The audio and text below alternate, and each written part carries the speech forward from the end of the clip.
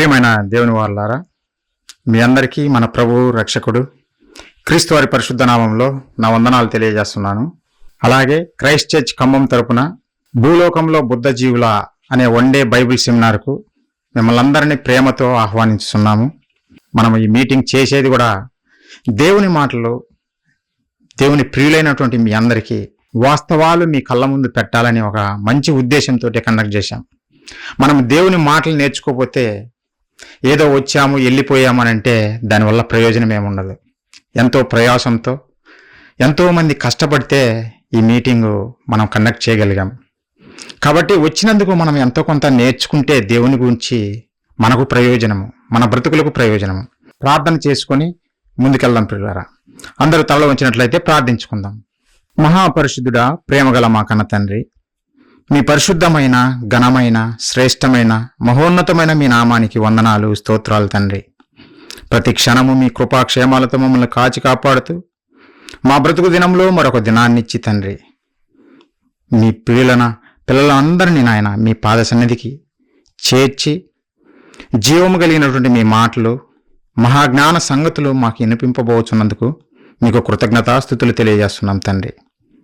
ఈ సెమినార్ అంతట్లో నాయన ఆది నుండి అంతం వరకు మీ కృప మా పట్ల చూపి సమస్తము సవ్యంగా, సజావుగా, మీ నామానికి మహిమకరంగా, మాకు ఆశీర్వాదకరంగా జరిగిస్తారని వేడుకుంటూ, అదేవిధంగా నాయన చెబుతున్న మాకు సమయోచితమైన జ్ఞానమును, వాక్శక్తిని ప్రసాదిస్తారని వింటున్న మీ పిల్లలు తండ్రి విని గ్రహించేవారిగా, వారి మనోనేత్రాలు వెలిగించుకొని మీ కొరకు ఉన్నతంగా బ్రతికేవారిగా వారును మేమును బ్రతుకులాగున తండ్రి మీ కృప మా పట్ల చూపుతారని వేడుకుంటూ ఈ ప్రార్థన మా ప్రభువును, మా రక్షకుడును, మీ ప్రియ కుమారుడైన క్రీస్తు వారి పుణ్యనామాన్ని అడిగి వేడుకొనుచున్నాము తండ్రి.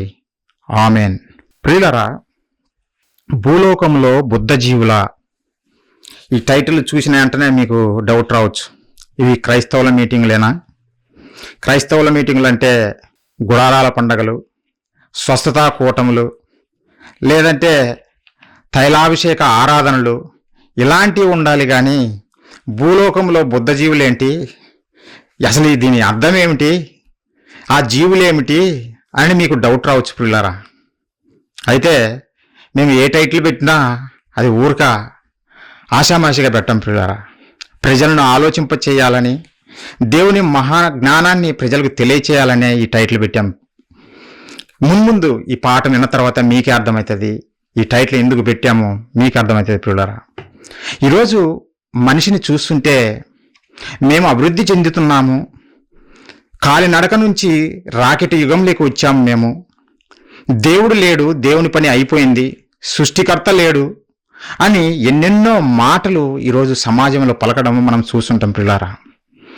దేవుని మాటలు మనం ప్రకటించడానికి వెళ్తున్నప్పుడు నీ మతం మాకు చెప్పొద్దు, అవి మతపరమైనటువంటి మాటలే కానీ దేవుని మాటలు కాదు, దేవుని పని అయిపోయింది, దేవుడే లేడు అన్న విధంగా ఈరోజు ప్రపంచం మాట్లాడుతుంది పిల్లారా. మరి ముఖ్యంగా శాస్త్రవేత్తలు, ఈ లోకంలో జ్ఞానులుగా పిలువబడుతున్నటువంటి శాస్త్రవేత్తలు వాళ్ళు పలుకుతున్న మాటలు ఇవే. దేవుడు లేడు అని చెప్పేసి ప్రజలలో రుద్దుతూ అనేక మంది ప్రజలను దేవుని నుండి మళ్లిస్తూ వారి వైపు తిప్పుకుంటూ శాస్త్రమే గొప్పది అని ఈ సమాజానికి తెలియజేస్తున్నారు పిల్లారా. ఇలాంటి తరుణంలో ఒక క్రైస్తవుడిగా మనము దేవుని మహాజ్ఞానము ప్రకటించవలసిన అవసరం ఎంతైనా ఉంది. దేవుని నమ్ముకో నీకు మేలు జరుగుతుంది అని అంటే ఎవరికి అర్థం కాదు పిల్లారా. శాస్త్రం అభివృద్ధి చెందుతున్న ఈ కాలంలో దేవుని నమ్మితే నీకు మేలు జరుగుతుంది అని ఇలాంటి మాటలు చెబితే ఎవరికి అర్థం కాదు పిల్లారా. దేవుడు మన కొరకు రాయించినటువంటి మహాజ్ఞానము ఈ సమాజంలో మనం ప్రకటించినప్పుడే వాడు శాస్త్రవేత్త అయినా, ఈ లోకంలో అధికారులైన జ్ఞానులకైనా బుద్ధి వచ్చే విధంగా ఈ దేవుని మాటలు ప్రకటించినప్పుడే వారు దేవుని దగ్గరికి వస్తారు, లేకపోతే రారు పిల్లారా. అందుకోసమే మేము దేవుని మహాజ్ఞానము, బైబిల్లో రాయబడినటువంటి మహాజ్ఞానాన్ని బయటికి తీసి ఈ ప్రపంచ ప్రజలందరికీ చెప్పాలనే ఒక ఉద్దేశంతో ఈ విషయాలు మేము తెలియజేస్తున్నాం పిల్లారా. ఈరోజు సెమినార్ జరిపించడానికి కారణం కూడా మెయిన్ ఇదే. రోజు రోజుకు విశ్వాసం సన్నగిల్లిపోతుందే కానీ ప్రజలలో దేవుని నుండి దూరమైపోతున్నారే కానీ దేవుని దగ్గరికి వచ్చేవారు తక్కువ. ఒకవేళ వస్తే అవసరాల కొరకు వస్తారు, దేవుని దగ్గరికి వస్తే నాకు ఏదో లాభం జరుగుతుంది అని వస్తారే తప్ప నిజంగా దేవుణ్ణి అర్థం చేసుకున్నవారుగా ఎవరు కనపడరు పిల్లారా. అయితే ఈరోజు భూలోకంలో బుద్ధజీవుల అనే విషయాన్ని మీకు తెలియజేయాలనుకుంటున్నాను. అసలు భూలోకం యొక్క అడ్రస్ ఎక్కడ ఉంది అని మనం ఆలోచిద్దాం. అలాగే బుద్ధజీవులు ఎవరు, వేటిని బుద్ధజీవులు అంటారు, అవి ఉన్నాయా అనే విషయాలు కూడా మీకు తెలియజేస్తాను పిల్లారా. నేను ఒక పవర్ పాయింట్ రెడీ చేశాను, మీ అందరికి చూపించాలి, కళ్ళకు చూపించి వాక్యాన్ని చూపించి మీకు అర్థమయ్యేటట్టు వినిపించాలనే ఉద్దేశంతో ఒక పవర్ పాయింట్ చేశాం పిల్లారా. దేవుడు బైబిల్లో మనకు రాయించినటువంటి బైబిల్లో రాయించిన మాటలను మనం అబ్జర్వ్ చేస్తే 3 లోకాల గురించి చెబుతుంటాడు పిల్లారా. 3 లోకాల గురించి మనం అందరం వింటుంటాం పిల్లారా. ఒకసారి తమ్ముడు సురేష్ పవర్ పాయింట్ ఓపెన్ చేస్తాడు, ఒక్కొక్కటిగా మీకు తెలియజేస్తా.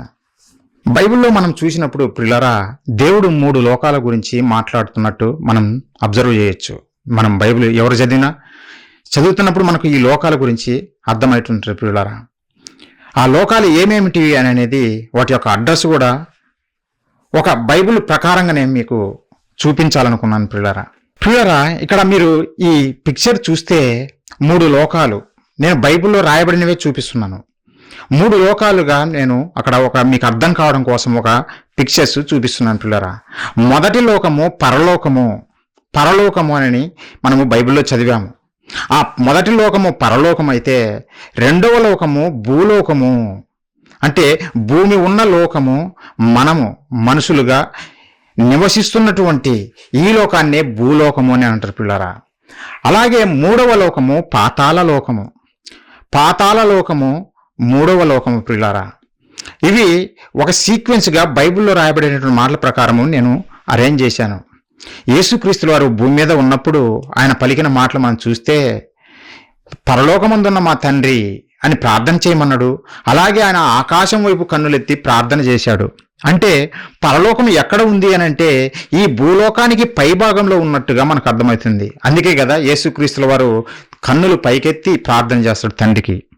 అలాగే బైబిల్లో రాయబడిన మాట ఇంకో మాట చూస్తే పాతాళ లోకం గురించి, క్రిందనున్న పాతాళ లోకము అని అంటాడు. నీతిమంతుడు క్రిందనున్న పాతాళం తప్పించుకుంటాడు అని రాయబడి ఉంటుంది పిల్లారా. అంటే పాతాళ లోకం ఎక్కడుంది? భూలోకానికి కింద ఉంది. అంటే భూలోకం అనేది పరలోకానికి పాతాళానికి మధ్యలో ఉంది అనే సంగతి మనకు అర్థమవుతుంది పిల్లారా. ఇప్పుడు మనం ఉన్నది భూలోకంలో మనము నివాసం చేస్తున్నాము. ఈ భూలోకంలో నుంచి లేదంటే ఈ భూమి మీద నుండి మనము ఆకాశం వైపు చూస్తే ఎన్నో మిలమిల మెరుస్తూ కనబడుతుంటే నైట్ పూట, పగలైతే నీలి మబ్బులతో లేదంటే నీలి రంగులో ఆకాశము మనకు కనపడుతుంది పిల్లరా. ఈ పిక్చరు ఈ యూనివర్స్ లేదంటే ఈ విశ్వాన్ని తెలియజేసేటువంటి పిక్చర్ పిల్లరా. టెలిస్కోప్తో తీయబడినటువంటి ఒక పిక్చరు. అంటే ఈ విశ్వంలో ఒక కొంత భాగాన్ని చూపించేటువంటి భాగము, యూనివర్స్లో కొంత భాగము. అవన్నీ వెలుతులతో లేదంటే కాంతులతో విరజిమ్ముతున్నవి ఏమిటో తెలుసా? నక్షత్రాలు. అవి ఈ విశ్వంలో కనిపించే ఒక కొంత భాగాన్ని వరకే వాళ్ళు ఫోటో తీసి మనకు చూపిస్తున్నారు పిల్లరా. అంటే మీకు ఒక మాట గుర్తు రావాలి, ఆ నక్షత్రాలు లేదంటే అక్కడ ఉన్నటువంటి డాట్స్ని మీరు లెక్క పెట్టగలమంటే పిల్లరా అవి కొంత భాగంలో మనం లెక్క పెట్టొచ్చేమో. కానీ ఒకరోజు అబ్రహాము గారితో దేవుడు పలికాడు. ఏమన్నా తెలుసునా? అబ్రహామా, ఒకసారి బయటకు వచ్చి ఆకాశం వైపు నీ కన్నులెత్తి చూడు, నీ సంతానం ఎలా ఉండబోతుందో తెలుసా? ఒకవేళ నువ్వు ఆకాశ నక్షత్రాలను లెక్కించగలిగితే నీ సంతానం కూడా అలా ఉంటుందని అన్నాడు. అంటే ఈ విశ్వంలో ఈ భూలోకంలో ఎన్నో కోట్ల నక్షత్రాలు, నక్షత్ర మండలాలు ఉన్నట్టుగా మనకు అర్థమవుతుంది పిల్లరా. మనిషి లెక్కించలేనటువంటి నక్షత్రాలు ఉన్నాయి. అదే మనకు ఈ పిక్చర్ ద్వారా క్లియర్గా కనపడుతుంది. అంటే మన అడ్రస్ చదువుతున్నాను పిల్లరా. భూలోకం ఎక్కడ ఉంది, ఈ భూలోకంలో భూమి ఎక్కడ ఉంది అనే సంగతి మీకు తెలియజేయాలనే ఉద్దేశంతో ఈ పిక్చర్స్ మీకు చూపిస్తున్నా. Next slide Suresh. ఇది విశ్వం పిల్లరా. విశ్వంలో ఆకాశ నక్షత్రాలు, నక్షత్ర మండలాలతో ఉన్నది. మరి మనం ఎక్కడ ఉన్నాము అని అంటే ఎన్నో నక్షత్ర మండలాలలో ఒక నక్షత్ర మండలము అదే పాలపుంత నక్షత్ర మండలము. అదన్ని నక్షత్రాలే, ఎన్నో కోటాను కోట్ల నక్షత్రాలు ఒక గ్రూపుగా కలిసిన వాటిని నక్షత్ర మండలాలు అంటారు. ఆ నక్షత్ర మండలాల్లో ఒక నక్షత్ర మండలం, అవన్నీ నక్షత్రాలే పిల్లరా. అది పాలపుంత నక్షత్ర మండలము అంటారు దానిని. ఆ నక్షత్ర మండలంలోనే మనము నివసిస్తున్న భూమి ఉంది. నిజంగా అది జూమ్ చేయబడింది, కానీ ఆ భూమి వాస్తవానికి అది ఆ పాలపుంత నక్షత్ర మండలంలో ఒక డాట్ లాగా కనపడుతుంటది. ఒకసారి మీరు ఆ లైన్ చూస్తే డాట్ లాగా ఉంటుంది. అంటే పాలపుంత నక్షత్ర మండలంలో మన భూమి సైజు మనం ఆలోచిస్తే చాలా చిన్నదిగా, చాలా ఇసుక రేణులాగా ఉంది. చాలా చిన్నదిగా, చాలా చిన్నది. ఇది ఈ విశ్వంలో ఒక నక్షత్ర మండలం. ఇలాంటివి కోటాను కోట్ల నక్షత్ర మండలాలు ఉన్నాయి ప్రియులారా, కోటాను కోట్ల నక్షత్ర మండలాలు ఉన్నాయి. మరి ఈ పాలపుంత నక్షత్ర మండలంలో మనం ఎక్కడ ఉన్నాము, మన భూమి ఎక్కడ ఉంది అని చూస్తే ప్రియులారా, నెక్స్ట్ స్లైడ్ సురేష్, సూర్య కుటుంబము లేదంటే సౌర కుటుంబము ఇది ప్రియులారా. అంటే సౌర కుటుంబంలో మనం ఉన్నాము. ఈ సౌర కుటుంబము పాలపుంత నక్షత్ర మండలంలో ఉంది. అంటే సూర్యుని చుట్టూ గ్రహాలు తిరుగుతున్నాయి, ఒక 8 గ్రహాలు. వాటిని సూర్యుడిని ఆ 8 గ్రహాలను కలిపి సౌర కుటుంబము అని అంటారు. అందులో ఈ సూర్యుని చుట్టూ తిరిగే గ్రహాలలో 3వ గ్రహమే భూమి ప్రియులరా. ఆ సూర్యుని చుట్టూ తిరుగుతున్నటువంటి 8 గ్రహాలలో 3వ గ్రహము, సూర్యుని నుంచి 3వ గ్రహం ఉంది కదా, అదే భూమి ప్రియులరా. నెక్స్ట్ స్లైడ్ చూపిస్తే మీకు ఇక్కడ క్లియర్గా అర్థమవుతుంటది. బ్లూ కలర్లో ఉంది కదా, సముద్రాలతో ఉంది కదా, అదే భూమి. దాని పక్కన చిన్నగా గోళీ ఆకారంలో ఉంది, అది చంద్రుడు ప్రియులరా. మీకు అర్థం కావడం కోసం ఇవన్నీ నేను పిక్చరైజేషన్ చేశాము. ఎందుకంటే ఇది మీకు చూపించకపోతే మీకు అర్థం కాదు. భూలోకం మన అడ్రస్ ఎక్కడ ఉంది అని మనం ఆలోచిస్తే ప్రియులరా, ఈ అనంత విశ్వంలో, ఈ అనంత విశ్వంలో మనం ఎక్కడ ఉన్నామని అంటే సౌర కుటుంబంలో 3వ గ్రహమైనటువంటి భూమి మీద మనము నివాసం చేస్తున్నాం ప్రియులరా. భూమి మీద మనము నివాసం చేస్తున్నాము. మరి ఈ విశ్వంలోకి వెళ్ళి ఆ భూమిని చూస్తే అసలు కనపడదు ప్రియులరా. పాలపుంత నక్షత్ర మండలంలో నుంచి చూస్తేనే ఒక ఇసుక రేణువులాగా చిన్న డాట్ లాగా కనపడుతుంది. ఇంకా అలాంటి నక్షత్ర మండలాలు దాటుకుంటూ పోతే పైకి వెళ్తే ప్రియులరా, ఈ భూమి అనేది కనపడదు. నిజంగా శాస్త్రవేత్తలు ఏం చెబుతున్నారో తెలుసునా? వారు అంచనా ప్రకారము ఈ విశ్వపు యొక్క అంచును కనుగొనాలని ఎంతో ప్రయత్నం చేస్తున్నారు, కానీ వారి వలన కావటం లేదు. ఒక అంచనా ఊహ చెబుతున్నారు, ఏమనంటే తెలిసిన 46 బిలియన్ లైట్ ఇయర్స్ దూరంలో ఉంది అంటున్నారు. అది కూడా అంచనా మాత్రమే, వాస్తవం అయితే కాదు. అంటే మానవ లెక్కలు ఏమాత్రం సరిపోవు. మానవ లెక్కలు కిలోమీటర్స్, మైల్స్లు అవి లెక్కించడం చేతగాకనే కాంతి ప్రయాణించే దూరమును బట్టి, ఆ కాంతి వేగమును బట్టి వారు ఈ విశ్వం యొక్క అంచు ఎంత దూరంలో ఉందో కొలత వేసి చెబుతున్నారు పిల్లరా. నిజంగా మనిషి ఎన్నటికీ విశ్వం యొక్క అంచును చేరలేడు, విశ్వం యొక్క అంచును కనుగొనలేడు పిల్లరా. చాలా దూరంలో ఉంది, చాలా పెద్దది ఈ విశ్వం పిల్లరా. భూలోకము, నేను మాట్లాడుతున్న ఇవన్నీ భూలోకము. భూమి మీద నరులుగా మనమున్నాము. భూమి ఉన్నటువంటి ఈ లోకము, ఈ విశ్వమే భూలోకము. మన అడ్రస్ ఎక్కడ ఉందంటే ఈ విశ్వంలో, పాలపుంత నక్షత్ర మండలంలో. ఆ పాలపుంత నక్షత్ర మండలంలోని సౌర కుటుంబంలో 3వ గ్రహమైనటువంటి భూమి మీద మనము నివాసం చేస్తున్నాం ప్రియులారా. ఇది మన అడ్రస్ ఈ విశ్వంలో. సూర్యుడి నుంచి తిరుగుతున్నటువంటి 3వ గ్రహమే భూమి ప్రియులారా. ఒకసారి చిన్న వీడియో ఉంది చూడండి. మనము ఈ విశ్వంలో ఎలాంటి వారమో మనకు అర్థమైతే ప్రియులారా. ఒక మాట కూడా మీకు గుర్తు చేస్తా, భక్తుడు పలికిన మాట. ఒకసారి చిన్న వీడియో చూడండి. విశ్వంలో నుంచి మనిషిని చూసినా, లేదంటే మనిషి విశ్వంలోకి చూసినా ఏ విధంగా ఉంటుందో ఒకసారి వీడియో చూడండి ప్రియులారా.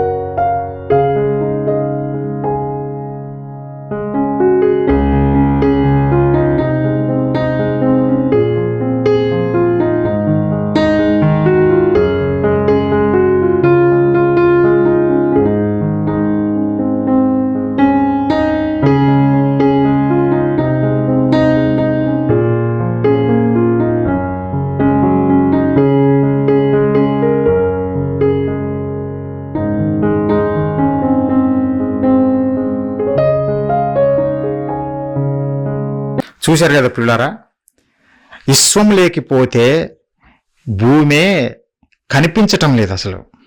ఈ అనంత విశ్వంలో ఇది భూలోకము, మనం మాట్లాడేదే, నేను చెప్పేది భూలోకం గురించి నేను చెబుతున్నా. ఈ విశ్వంలోకి మనం వెళ్తే భూమి మీద ఉన్నటువంటి మనిషి ఇక ఏమాత్రం కనిపించడు. భూమే కనిపించటం లేదు, అంత చిన్నది. ప్రియులారా, అయితే దేవుని మనస్సంతా ఈ భూమి మీదనే ఉంది. భక్తుడు చెబుతాడు ఒక మాట, ఎవరు? దావీదు గారు ఏమంటారో తెలుసునా? దేవా, నీవు సృజించిన ఆకాశములను నేను చూడగా, నీవు కలగజేసిన చంద్ర నక్షత్రములను నేను చూడగా, నువ్వు నరమాతృని జ్ఞాపకం చేసుకున్నట్టుకు వాడు ఏ పాటి వాడు అని అడిగాడు. నిజంగా ఈ వీడియో చూస్తే ఆ వచనము 100% కరెక్ట్ అనిపిస్తుంది పిల్లారా. దేవుడు ఆ రోజే దావీదు గారితో తెలియజేసాడు వాస్తవము. ఈ విశ్వంలో మనిషి యొక్క నిజంగా అడ్రస్ చూస్తే ఏ మాత్రము నిజంగా ఉనికి లేనట్టుగా కనపడుతుంది పిల్లారా. కానీ దేవుని మనస్సంతా ఈ అనంత విశ్వంలో చిన్న అణువులాగా ఉన్నటువంటి ఒక భూమి మీద, ఆ భూమి మీద 6 అడుగులు ఉన్న ఈ మనిషి మీదనే ఆయన దృష్టి పెట్టాడంటే ఆలోచించండి, దేవుని ప్రేమ మనిషి మీద ఎంత గొప్పదో. వేటి మీద ఆయన మనసు లేదు. ఈ భూమి మీద నివసిస్తున్నటువంటి 6 అడుగుల మనిషి మీదనే ఆయన ధ్యాస, ఆయన మనస్సు. ఆ మనిషి కోసమే సమస్తాన్ని సృష్టించాడు దేవుడు, సమస్తాన్ని సృష్టించాడు పిల్లారా. ఎంత గొప్పదో చూడండి. ఈ భూలోకము ఎంత పెద్దదో, నిజంగా దేవుని ప్రేమ మన మీద ఎంత గొప్పగా ఉందో దీన్ని బట్టి మనకు అర్థమవుతుంది.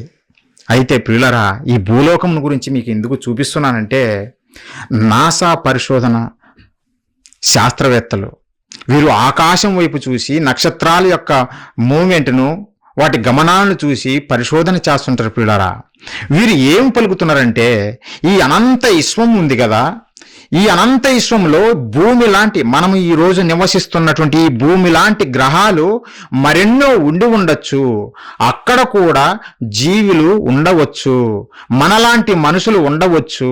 కాబట్టి మనం ఏం చేయాలంటే వారితో స్నేహం చేయటం కొరకు ఎక్కడెక్కడ ఉన్నారో వాళ్ళని కనుగొందాము అని ప్రజా సొమ్మును కోట్ల రూపాయలు, $1 బిలియన్ ఖర్చు చేస్తూ పరిశోధనలు జరిగిస్తున్నారు పిల్లారా.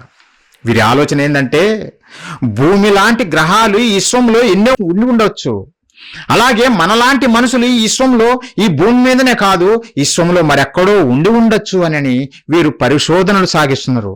అది ఎప్పటి నుంచి ప్రారంభమైందో తెలుసునా? 1959వ సంవత్సరంలో పిల్లారా ఫ్రాంక్ డ్రేక్ అనే శాస్త్రవేత్త ఈ పరిశోధన ప్రారంభించాడు. మనలాంటి జీవులు ఈ విశ్వంలో ఎక్కడో ఉండి ఉంటాయి అని పరిశోధన ప్రారంభించాడు ఫ్రాంక్ డ్రాక్ అనే శాస్త్రవేత్త 1959వ సంవత్సరంలో. అప్పటి నుండి ఇప్పటికీ కొనసాగుతూనే ఉంది వాళ్ళ పరిశోధనలు పిల్లారా.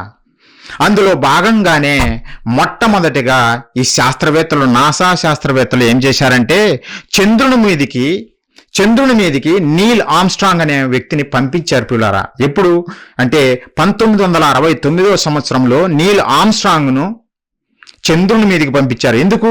చంద్రుని మీద ఏమైనా మనుషులు ఉన్నారా, చంద్రుని మీద ఏమైనా జీవం ఉందా, లేదంటే చంద్రుని మీద మనం ఏమన్నా నివాసం చేయగలమా అన్న ఉద్దేశంతో తెలుసుకోవడం కొరకు చంద్రుని మీదకి ఈ నీల్ ఆమ్స్ట్రాంగ్ను పంపించారు పిల్లారా. మరి పంపించిన తర్వాత అతడు ఏం సమాచారం తీసుకొచ్చాడో తెలుసునా? చంద్రుని మీద ఎలాంటి జీవం లేదు, చంద్రుని మీద ఎలాంటి జీవులు లేవు, ఎలాంటి మనుషులు లేరు. చంద్రుడు కేవలం సౌటి నేల అని వాళ్ళు నిర్ధారణ చేశారు పిల్లారా. ఆ సౌటి నేల నుండి కొన్ని రాళ్ళు ఏరుకొని భూమి మీదకి తీసుకుని వచ్చారు. ఎక్కడ నుండి? చంద్రుని మీదకి వెళ్ళి ఆ చంద్రుని మీద నుండి కొన్ని రాళ్ళు వేరుకొని వచ్చి చంద్రుని మీద జీవం లేదనుకుంటా చెప్పారు పిల్లారా. దానికి ఎన్నో $1 బిలియన్ ఖర్చు చేశారు. అంటే చంద్రుడి మీద జీవం లేదని కనుగొనడం కొరకు ప్రజాధనాన్ని ఎంత ఖర్చు చేశారో మనకు అర్థమవుతుంది పిల్లారా. తర్వాత అక్కడ చంద్రుడి మీద జీవం లేదని చెప్పేసి మరొక గ్రహానికి వెళ్ళారు. ఎక్కడికి?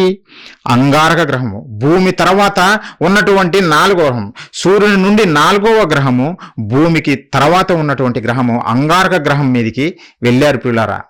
అంగారక గ్రహం మీదకి వెళ్ళి ఏం చేశారు? పర్సీవరెన్స్ రోవర్ను పంపించి అక్కడ కూడా జీవం లేదు అని సంగతి నిర్ధారణ చేశారు పిల్లారా. ఇలా పరిశోధనలు చేస్తూనే ఉన్నారు. ఎందుకు? ఈ అనంత విశ్వంలో ఎక్కడో ఈ జీవులు ఉండి ఉండొచ్చు, మనుగడ ఉండొచ్చు, మనలాంటి జీవులు ఉండి ఉండొచ్చు, వారితో మనం స్నేహం చేద్దాం అనే ఆలోచనతోటి వీళ్ళు పరుగులు తీస్తున్నారు. ఇంతటితో ఆగిపోకుండా ఇంకా ఏమో స్టేట్మెంట్లు ఇస్తున్నారో తెలుసునా? బుద్ధ జీవులు, గ్రహాంతర జీవులు, లేదంటే ఈ విశ్వంలో ఎక్కడో ఏదో గ్రహాలలో నివాసం చేస్తున్నటువంటి ఒక జీవులు, వాటినే ఇంగ్లీష్లో ఏలియన్స్ అంటారు పిల్లరా. ఏలియన్స్ లేదంటే గ్రహాంతర జీవులు లేదా బుద్ధ జీవులు అంటే భూమి మీద నివసించేవారు కాకుండా ఈ విశ్వంలోనే ఏరో గ్రహాలలో నివాసం చేసేటువంటి జీవులను వీళ్ళకు పెట్టిన పేర్లు గ్రహాంతర జీవులు అని చెప్పారు, లేదంటే బుద్ధ జీవులు. మీకు డౌట్ రావచ్చు, అయితే వేరే గ్రహాలలో జీవులు ఉన్నారానని. జీవులు ఉన్నారా లేదా అనేది మనం బైబిల్ నుండి ఆలోచిద్దాం ప్రియులారా. అయితే వీరి నమ్మిక ఏంటంటే బుద్ధ జీవులు ఉన్నాయి, అవి అప్పుడప్పుడు ఈ భూమిని దర్శిస్తున్నాయి, సాసర్ షేపులో ఒక ఆకారంలో ఉన్నటువంటి ఒక వాహనంలో అవి వచ్చి అక్కడక్కడ దర్శనమిస్తున్నాయి. అక్కడ అమెరికా దేశంలోని కాలిఫోర్నియా రాష్ట్రంలోను, న్యూజెర్సీ రాష్ట్రంలోను ప్రజలు చూశారు. అలాగే రష్యా దేశంలో కూడా ప్రజలు చూశారు. ఇవి ఏలియన్స్, బుద్ధ జీవులు అని వాళ్ళు చెప్పడం ప్రారంభించారు పిల్లరా.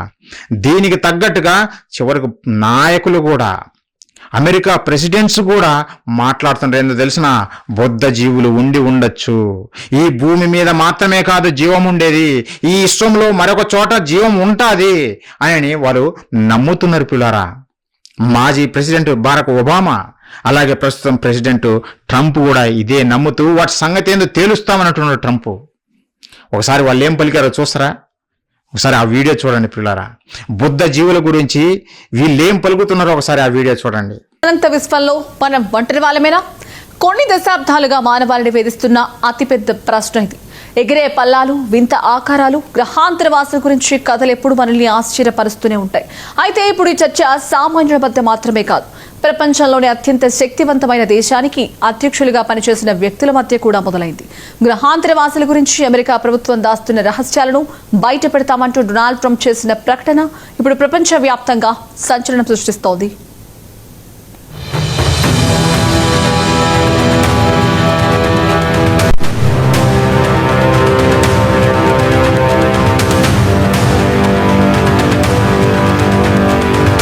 అమెరికా రక్షణ శాఖ వద్ద కొన్ని వేల రహస్య ఫైళ్లు ఉన్నాయి. వీటిని సామాన్యుల చుట్టూ అసాధ్యం. ముఖ్యంగా ఏలియన్స్ ఉనికికి సంబంధించి ఎన్నో ఏళ్లుగా రకరకాల ప్రచారాలు జరుగుతున్నాయి. అయితే అధ్యక్షుడు ట్రంప్ తాజాగా అమెరికా ఫెడరల్ ఏజెన్సీలకు ఒక సంచలన ఆదేశాన్ని జారీ చేశారు. ప్రభుత్వం వద్ద ఉన్న గ్రహాంతరవాసుల సమాచారాన్ని వెంటనే గుర్తించి వాటిని బహిర్గతం చేయాలని తెలిపారు. అమెరికన్లకే కాదు, ప్రపంచం మొత్తానికి ఇన్నిసార్లు తెలిసే సమయం ఆసనమైందన్నారు. అసలు యుఎస్ దగ్గర ఉన్న సీక్రెట్ ఫైల్స్ ఏంటి అనే దానిపై యావత్ ప్రపంచం ఉత్కంఠగా ఎదురు చూస్తోంది.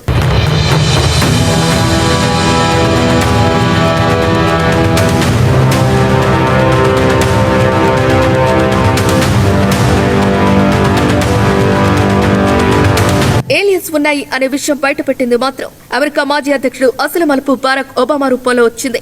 ఇటీవల ఒక పాడ్కాస్ట్ లో పాల్గొన్న ఒబామా గ్రహాంతర వాసుల గురించి కొన్ని కీలక వ్యాఖ్యలు చేశారు. విశ్వంలో మరెక్కడో జీవం ఉండే అవకాశం ఉందని తాను నమ్ముతున్నట్టు ఆయన పేర్కొన్నారు. అయితే ఇదే సమయంలో ఒబామా ఒక రహస్య విషయాన్ని కూడా ప్రస్తావించారు. ఆ విషయం ఏమిటో బయట పెట్టకుండానే ఆయన తన ప్రసంగాన్ని ముగించడం ఇప్పుడు చర్చనీయాంశమైంది.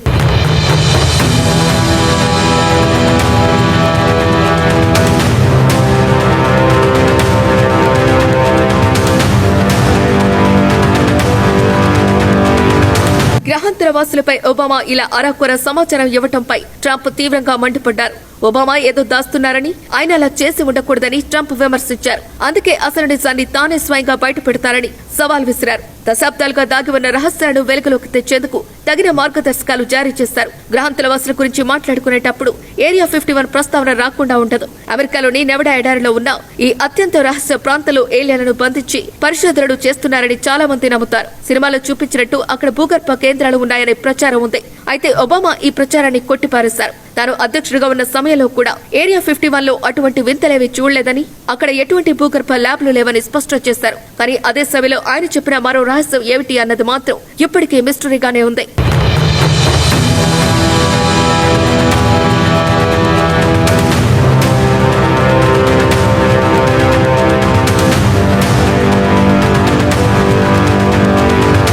ట్రంప్ తీసుకున్న ఈ నిర్ణయం వెనుక పెద్ద కారణమే ఉంది. అమెరికా ఆకాశంలో తరచుగా కనిపించే గుర్తు తెలియని వస్తువుల గురించి పెంటగాన్ ఇప్పటికే కొన్ని వీడియోలను విడుదల చేసింది. కానీ అవి ఏమిటో మాత్రం ఇప్పటికీ స్పష్టత లేదు. ఇప్పుడు ట్రంప్ స్వయంగా ఫైళ్లను బయటపెట్టమని ఆదేశించడంతో గ్రహాంతరవాసుల ఉనికిపై ఏదైనా బలమైన సాక్ష్యం దొరుకుతుందేమోనని సైంటిస్టులు, ఖగోళ ప్రేమికులు ఆశగా ఎదురు చూస్తున్నారు.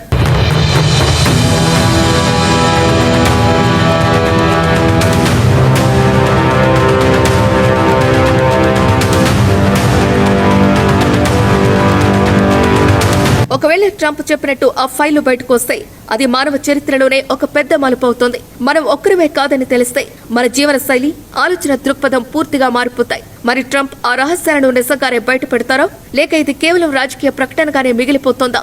ఒబామా దాచిన ఆ రహస్యం ఏమిటి? ఈ ప్రశ్నలకు సమాధానం తెలియాలంటే అమెరికా ప్రభుత్వం విడుదల చేసే తదుపరి నివేదికల వరకు వేచి చూడాల్సిందే.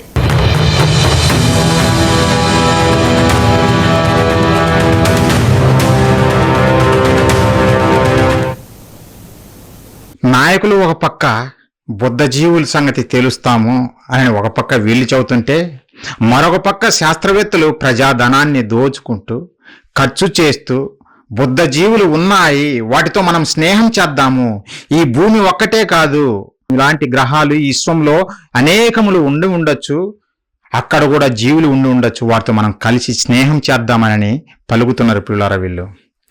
భూమి మీద ఎంతో మంది ఆకలి దప్పులతో అలమటిస్తున్నటువంటి ప్రజలు ఎంతో మంది ఉన్నారు ఈ ప్రపంచంలో పిల్లారా.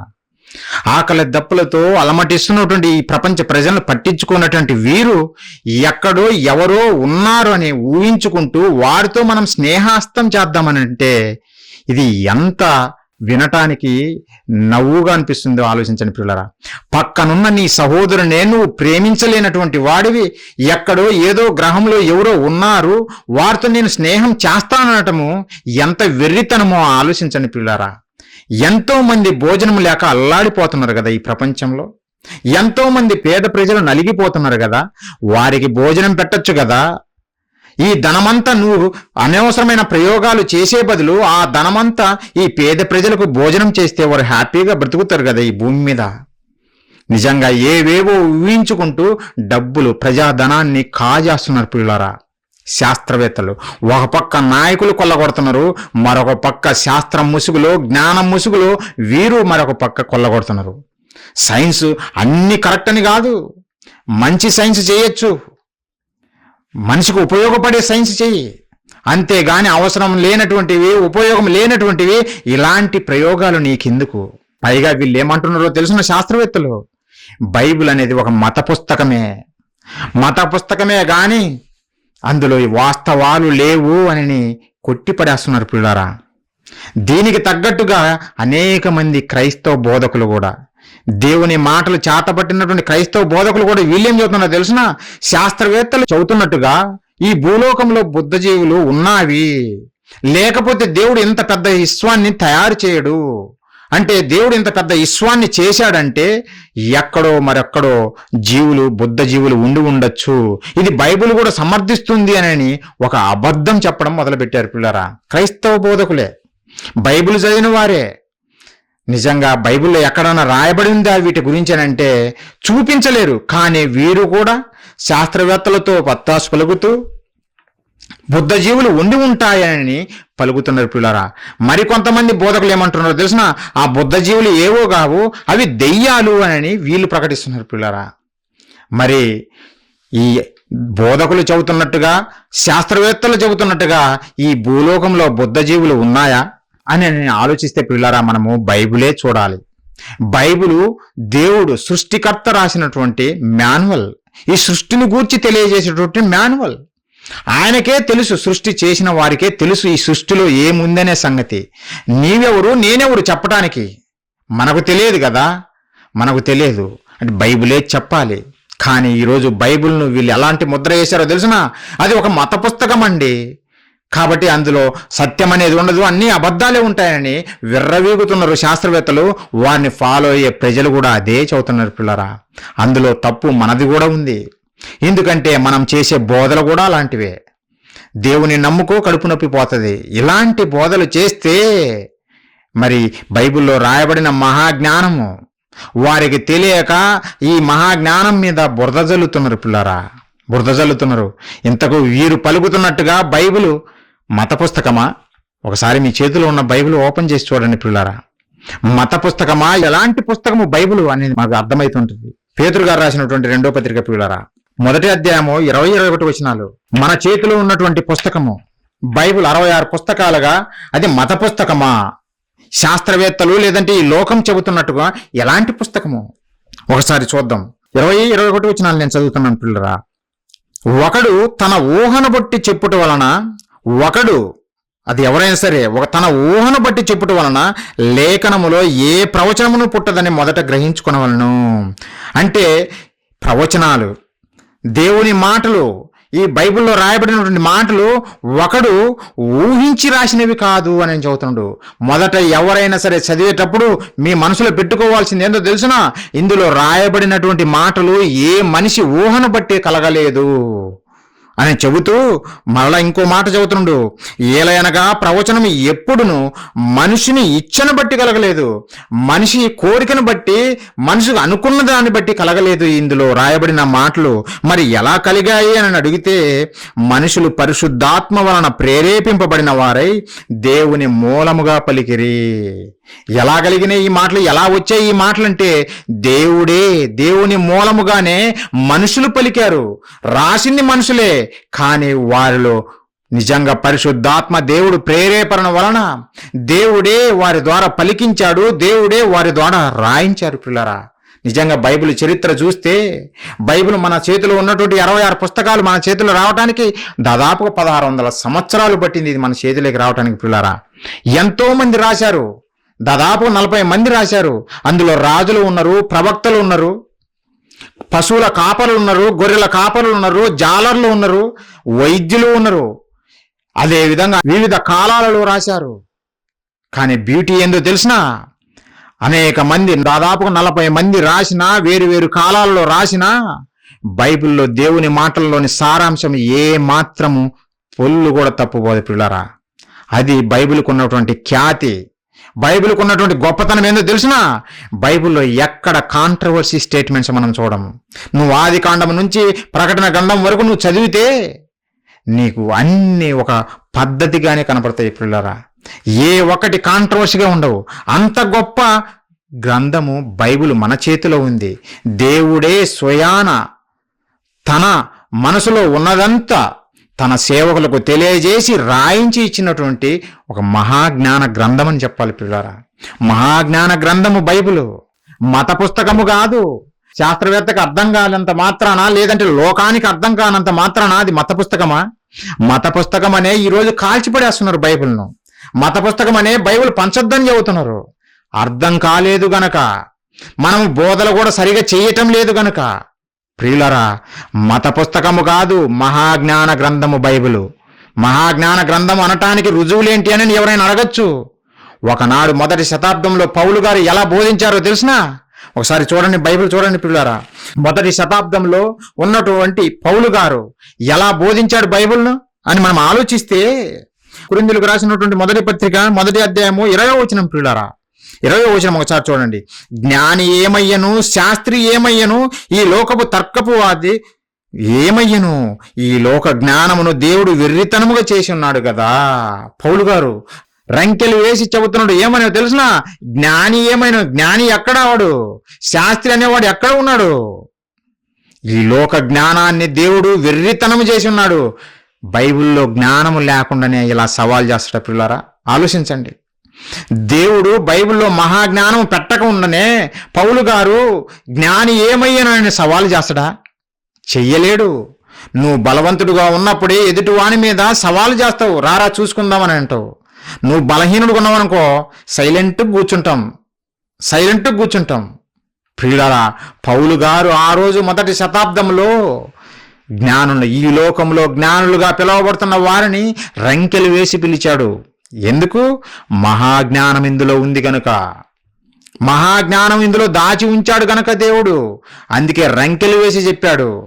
రామ్మ సుశీలమ్మ, లేదంటే రామ్మ ప్రశాంతి, నిన్ను దర్శనంలో నాకు చూపించాడు, నువ్వు ఏడవడం నేను చూశాను, ఇదిగో రా నీ కొరకే ప్రార్థన చేశాను, ఈ అరటిపండు తిను, నీకు గర్భఫలం దేవుడు ఇవ్వబోతున్నాడు అని చెప్పలేదు పౌలు గారు. దెయ్యమా వెళ్ళిపో, యేసు నామములో నిన్ను గద్దిస్తున్నాను, పో పో పో అని అలాంటి బోధలు చేయలేదు.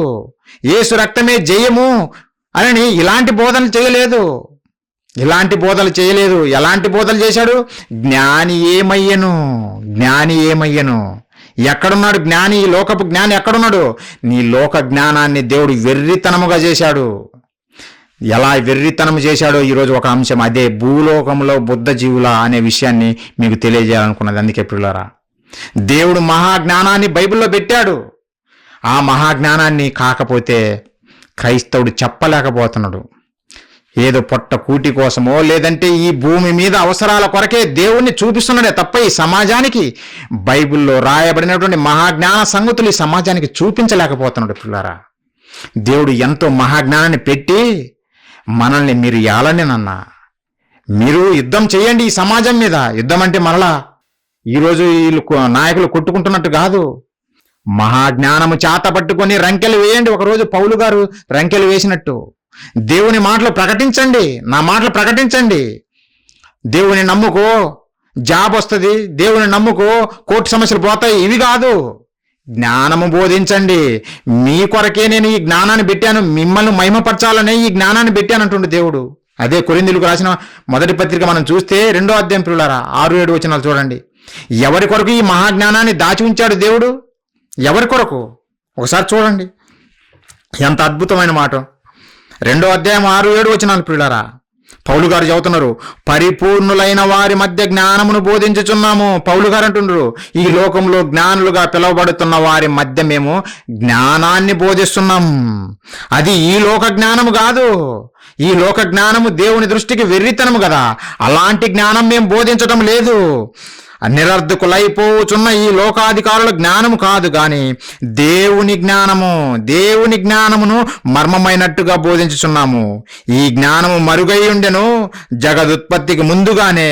దీనిని దేవుడు మన మహిమ నిమిత్తము నియమించెను. మన మహిమ నిమిత్తము. ఎవరి మహిమ నిమిత్తము? మన మహిమ నిమిత్తము. దేవుని పిల్లలైన మన మహిమ నిమిత్తమే దేవుడు మహాజ్ఞానాన్ని దాచిపెట్టాడు. పిల్లరా, మనల్ని మహిమపరచాలని. మనమేమంటాం? ప్రభువా, నేను పేడలో పురుగు, మట్టి పెళ్ళను, ఇలాంటి ప్రార్థనలు చేసుకుంటాం, మనం కూర్చుంటాము. ఆలోచించండి పిల్లరా, నువ్వు పేడలో పురుగు కాదమ్మా. మహాజ్ఞానము చేతబట్టి ఈ లోకం మీద రంకెలు వేసి దేవుడు లేడన్న వాడిని, బైబిల్ మత పుస్తకం అన్న వాడిని దేవుని పాదాల మీద పడవేసే జ్ఞానము నీ చేతిలో పెట్టాడు, రాజుగా నిలబెట్టాడు. అది మానేసి యుద్ధము చేయకుండా నేను ప్రార్థన చేస్తాను ప్రభువా. ఎవరికి ప్రయోజనం నువ్వు ప్రార్థన చేస్తే? నీ ప్రార్థన వినుకుంటూ కూర్చోవాలన్నా దేవుడు? మనలాగా దేవుడు ఖాళీగా ఉన్నాడా నీ ప్రార్థన వినుకుంటూ కూర్చోటానికి? ప్రియులరా, ఈ సమాజానికి అర్థం కావటం లేదు. దేవుని ప్రేమ అర్థం కాలేదు, దేవుని జ్ఞానం అర్థం కాలేదు. అందుకే తప్పుడు బోధలు బోధిస్తుంటే ఈరోజు అనరాని మాటలు దేవుణ్ణి అంటున్నారు సమాజము, లోకము. దేవుడు అంటే దేవుడు లేడు అని శాస్త్రవేత్తలంటే, లోకమేమో బైబిల్ మత పుస్తకం అని కాల్చిపడేస్తున్నారు. పిల్లరా, కాల్చిపడేస్తున్నారు. ఎంత ఘోరమో ఆలోచించండి. ఎందుకు? మనం చేసే బోధలు బట్టే. మనం ఎలాంటి బోధలు చేస్తున్నాం దాన్ని బట్టే ప్రియులారా. పౌలు గారు అలా బోధించలేదు. ఒక రోజు ప్రియులారా, పౌలు గారు అలా బోధించలేదు. జ్ఞాని ఏమయ్యను, శాస్త్రి ఏమయ్యను అనుకుంటా బోధించాడు ప్రియులారా. రంకెలు వేసి పిలిచాడు, ఒక్కడు కూడా నిలబడలేకపోయాడు. పౌలు గారి ముందు ఒక్కడు కూడా నిలబడలేకపోయాడు. ఈరోజు దేవుడు మన చేతిలో పెట్టింది మత గ్రంథము కాదు, 2 అంచులు గల ఎటువంటి ఖడ్గము కంటే పదునైనటువంటిది మహాజ్ఞానము. దేవుని మహాజ్ఞానము మన చేతిలో పెట్టాడు. అది దానికి అడ్డొస్తే ఎవడైనా తెగిపోవాల్సిందే తప్ప ఎవడు దేవుని జ్ఞానాన్ని ఢీకొట్టలేడు, ఎదుర్కొనలేడు. పిల్లారా, ఎదుర్కొనలేడు. ఈ లోక జ్ఞానాన్ని మట్టు కరిపిస్తుంది బైబిల్. మనం అది బోధించాలి. అది బోధించి ఈ లోకంలో ఎలాంటి వాణ్ణైనా తీసుకొచ్చి క్రీస్తు పాదాల ముందు పడేయాలి తప్ప దేవుని నమ్ముకో, నీకు బేదులు తగ్గుతాయి. దేవుని నమ్ముకో, విరేచనాలా, కోర్టు సమస్యలా, ఇలాంటి బోధలు చేస్తే ప్రియులారా అందుకే వీళ్ళందరూ అవహేళన చేస్తున్నారు, దేవుని నామాన్ని అవమానపరుస్తున్నారు. ఈ పిచ్చి ఏంటిరా బాబు, ఇలాంటి పిచ్చి పట్టింది ఏంది వీళ్ళకి?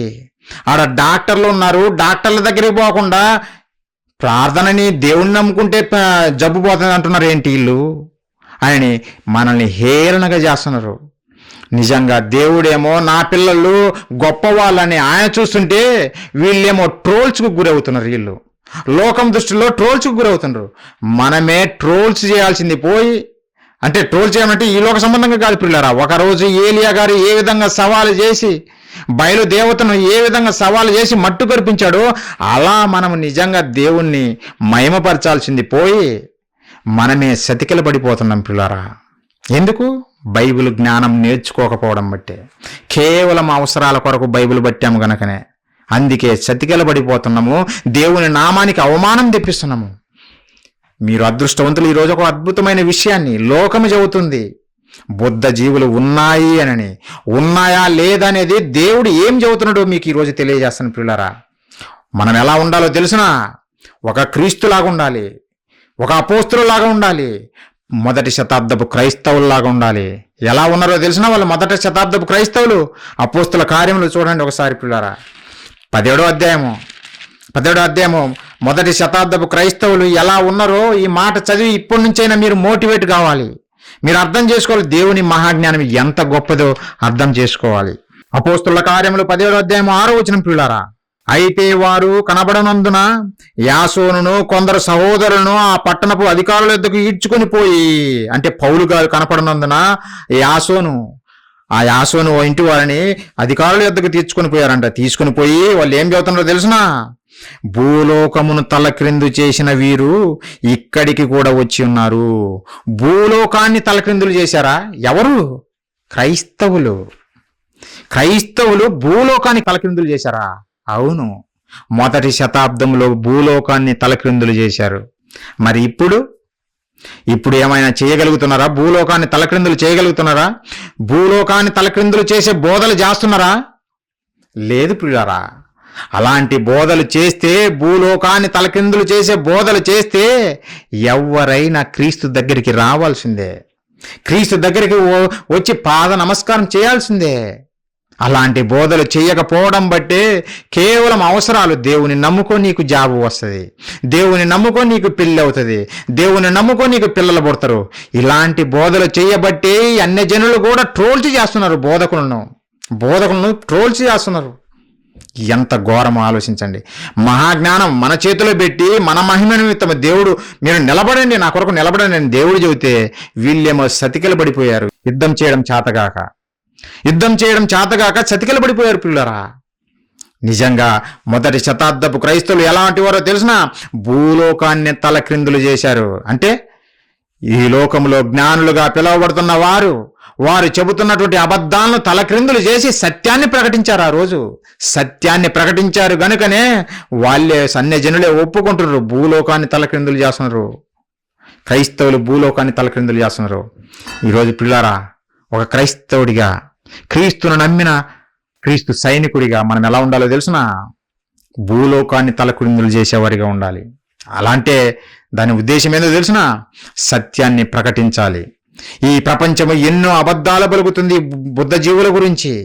ఇంకా వెతుకులాటలో ఎంతో ధనాన్ని వెచ్చిస్తూ పేద ప్రజలను పక్కన పెట్టేసి విశ్వంలో ఎక్కడో జీవులు ఉన్నాయని వాటి కోసం వెతుకులాటలు పడిపోతున్నారు. ఇలాంటి అబద్ధాలన్నీ నిజంగా బైబిల్లో మాటలు చూపించి దేవుని పాదాల ముందు వీళ్ళందరినీ పడేయాలి. అప్పుడే నిజంగా మనము భూలోకాన్ని తలక్రిందులు చేసిన వారమైతాం. అందుకే ప్రియులారా, భూలోకాన్ని తలక్రిందులు చేసే బోధ చేయాలనే మార్కాపురం పట్టణంలో ఈరోజు వన్డే సెమినార్ చేస్తున్నాం. అంతటి మహాజ్ఞాన సంగతులు ఇక్కడ ఉన్నాయి కనుకనే మీరే ఆలోచించండి ప్రియులారా. ఒక చిన్న విషయం చెబుతా. దేవుని నమ్ముకో, ప్రభువుని నమ్ముకో, నీకు జాబు వస్తుంది అని అంటారు మనం చేసే బోధలు. ఒకసారి మీరు ఆలోచించండి ఈ పాయింట్. దేవుని నమ్మని వారు ఎంతో మంది ఉన్నారు, మరి వారికి జాబులు వస్తున్నాయే. దేవుని నమ్మని వారు ఎంతో మంది ఉన్నారు, వారు ఆరోగ్యంగా బ్రతుకుతున్నారే, వారు చాలా గొప్పగా బ్రతుకుతున్నారే. మరి నువ్వేంటి ఇలాంటి బోధలు చేస్తున్నావు? దేవుని నమ్ము, నీకన్నీ కలిసి వస్తాయి అంటున్నావు. మరి అలాంటప్పుడు వాళ్ళు అంటారు, ప్రశ్న వేస్తారు, నేను దేవుని నమ్మను, అయినా నాకు అన్ని సమకూడి జరుగుతున్నాయి. అన్నీ నాకు సమకూడి జరుగుతున్నాయి. అప్పుడు నువ్వేం చెప్తావు? వీళ్ళకు నోరెళ్ళబెట్టి చూస్తావా? ప్రియులారా, ఇలాంటి బోధన చేయాల్సింది. నిజంగా దేవుని ప్రేమను మరిపించేస్తున్నాము మనమే. దేవుని ప్రేమ ఎంత ఉన్నతమైనదో తెలుసునా? దేవుని ప్రేమ. మనమేమో ప్రభువుని నమ్ముకుంటే నీకు జాబ్ వస్తుందని మనం చదువుతున్నాము. ప్రభువు చదువుతున్నాడు ఒక అద్భుతమైన మాట, ఒకసారి చూడండి. మత్తయి సువార్త 5:45. ప్రియులారా, ఆయన చెడ్డవారి మీదను మంచివారి మీదను తన సూర్యుణ్ణి ఉదయింపజేసి నీతిమంతుల మీదను అనీతిమంతుల మీదను వర్షంను కురిపించుచున్నాడు. దేవుని ప్రేమ చూడండి. నువ్వు మంచివాడివైనా నీకు వర్షాన్ని ఇస్తున్నాడు, నువ్వు చెడ్డవాడివైనా వర్షాన్ని ఇస్తున్నాడు. అంటే మేలు చేస్తున్నాడా? నువ్వు చెడ్డవాడివైనా సరే నీకు మేలు చేస్తున్నాడు. అది దేవుని ప్రేమ. మరి నువ్వేంటి ప్రభువుని నమ్ముకో నీకు మేలు జరుగుతుందని నువ్వు చెబుతున్నావు. ప్రియులారా, ఈ లోకం గురించి కాదు నువ్వు ప్రయాసపడాల్సింది. నిజంగా ఒక తండ్రికి కుమారులుగా వారి చెడ్డవాడినైనా ప్రేమిస్తున్నాడు కన్న తండ్రిగా దేవుడు. మనమే ప్రేమిస్తాం. మన 2 పిల్లలు ఉంటే ఒకటి చెడిపోయిన కుమారుని విడిచిపెట్టమే. పరలోకపు కన్న తండ్రి విడిచిపెడతాడా? వాడికి తెలియక అలాంటి తప్పు పనులు చేస్తున్నాడు. వాడిని మార్చుకోవాలని చూస్తున్నాడు దేవుడు. అంతేగాని వాడికి ఆహారం లేకుండా లేదంటే వాడిని పస్తులు ఉంచి నాశనం చేయాలనుకోవట్లేదు. అందుకే దేవుని నమ్మని వారి పొలము పండుతుంది, దేవుని నమ్మిన వారి పొలము పండుతుంది. మరి మనం ఎందుకు ఇలాంటి బోధలు చేస్తున్నాం? దేవుని నమ్ముకో నీకు మేలు జరుగుతుందని ఎందుకు చెబుతున్నాం? ప్రియులారా, ఆలోచించండి. మినిమం కామన్ సెన్స్ మనము ఉపయోగించాలి. ఇలాంటి బోధలు చేయటానికి కాదు ఈ మహాజ్ఞాన గ్రంథం ఇచ్చింది. దేవుడు లేడన్న వాడిని, బైబిల్ మత పుస్తకం అన్న వాడిని తీసుకొచ్చి క్రీస్తు పాదాల ముంద పడేయటానికే ఈ మహాజ్ఞాన గ్రంథం మన చేతిలో పెట్టాడు. ప్రియులారా, అలాంటి బోధలు చేయాలి. అప్పుడే ప్రతి ఒక్కడు మారి దేవుని దగ్గరికి వస్తారు. దేవుని నమ్ముకో నీకు ఏదో కలిసి వస్తుందంటే ఎవరు నమ్మరు. ప్రియులారా, ఎవరు నమ్మరు. అలాంటి బోధలు చేయొద్దు. అలాంటి బోధలు చేసిన ప్రయోజనం ఏముండదు. ఇప్పుడు భూలోకంలో బుద్ధ జీవులు ఉన్నాయా లేవా అనేది బైబిల్లో నుంచి ఒక్కొక్కటి మీకు తెలియజేస్తాను. ప్రియులారా, ఇది మీకు అర్థం కావాలంటే మొదటగా దేవుని సంకల్పంని గురించి మీకు తెలియజేస్తాను. దేవుని సంకల్పం ఏమిటి? ఈ మానవాళి పట్ల, మనుషుల పట్ల దేవుని సంకల్పం ఏముంది అని మనం ఆలోచిస్తే ప్రియులారా, మనము నివసిస్తున్న ఈ భూమి లేనప్పుడు, ఈ లోకమే లేనప్పుడు, పరలోకమే లేనప్పుడు మన కన్న తండ్రి అయిన దేవుడు ఒంటరివాడు. ప్రియులారా, ఒంటరిగా ఉన్నటువంటి దేవుడు తనకు పిల్లలు కావాలనుకున్నాడు. అనేక మంది పిల్లలు కావాలనుకున్నాడు.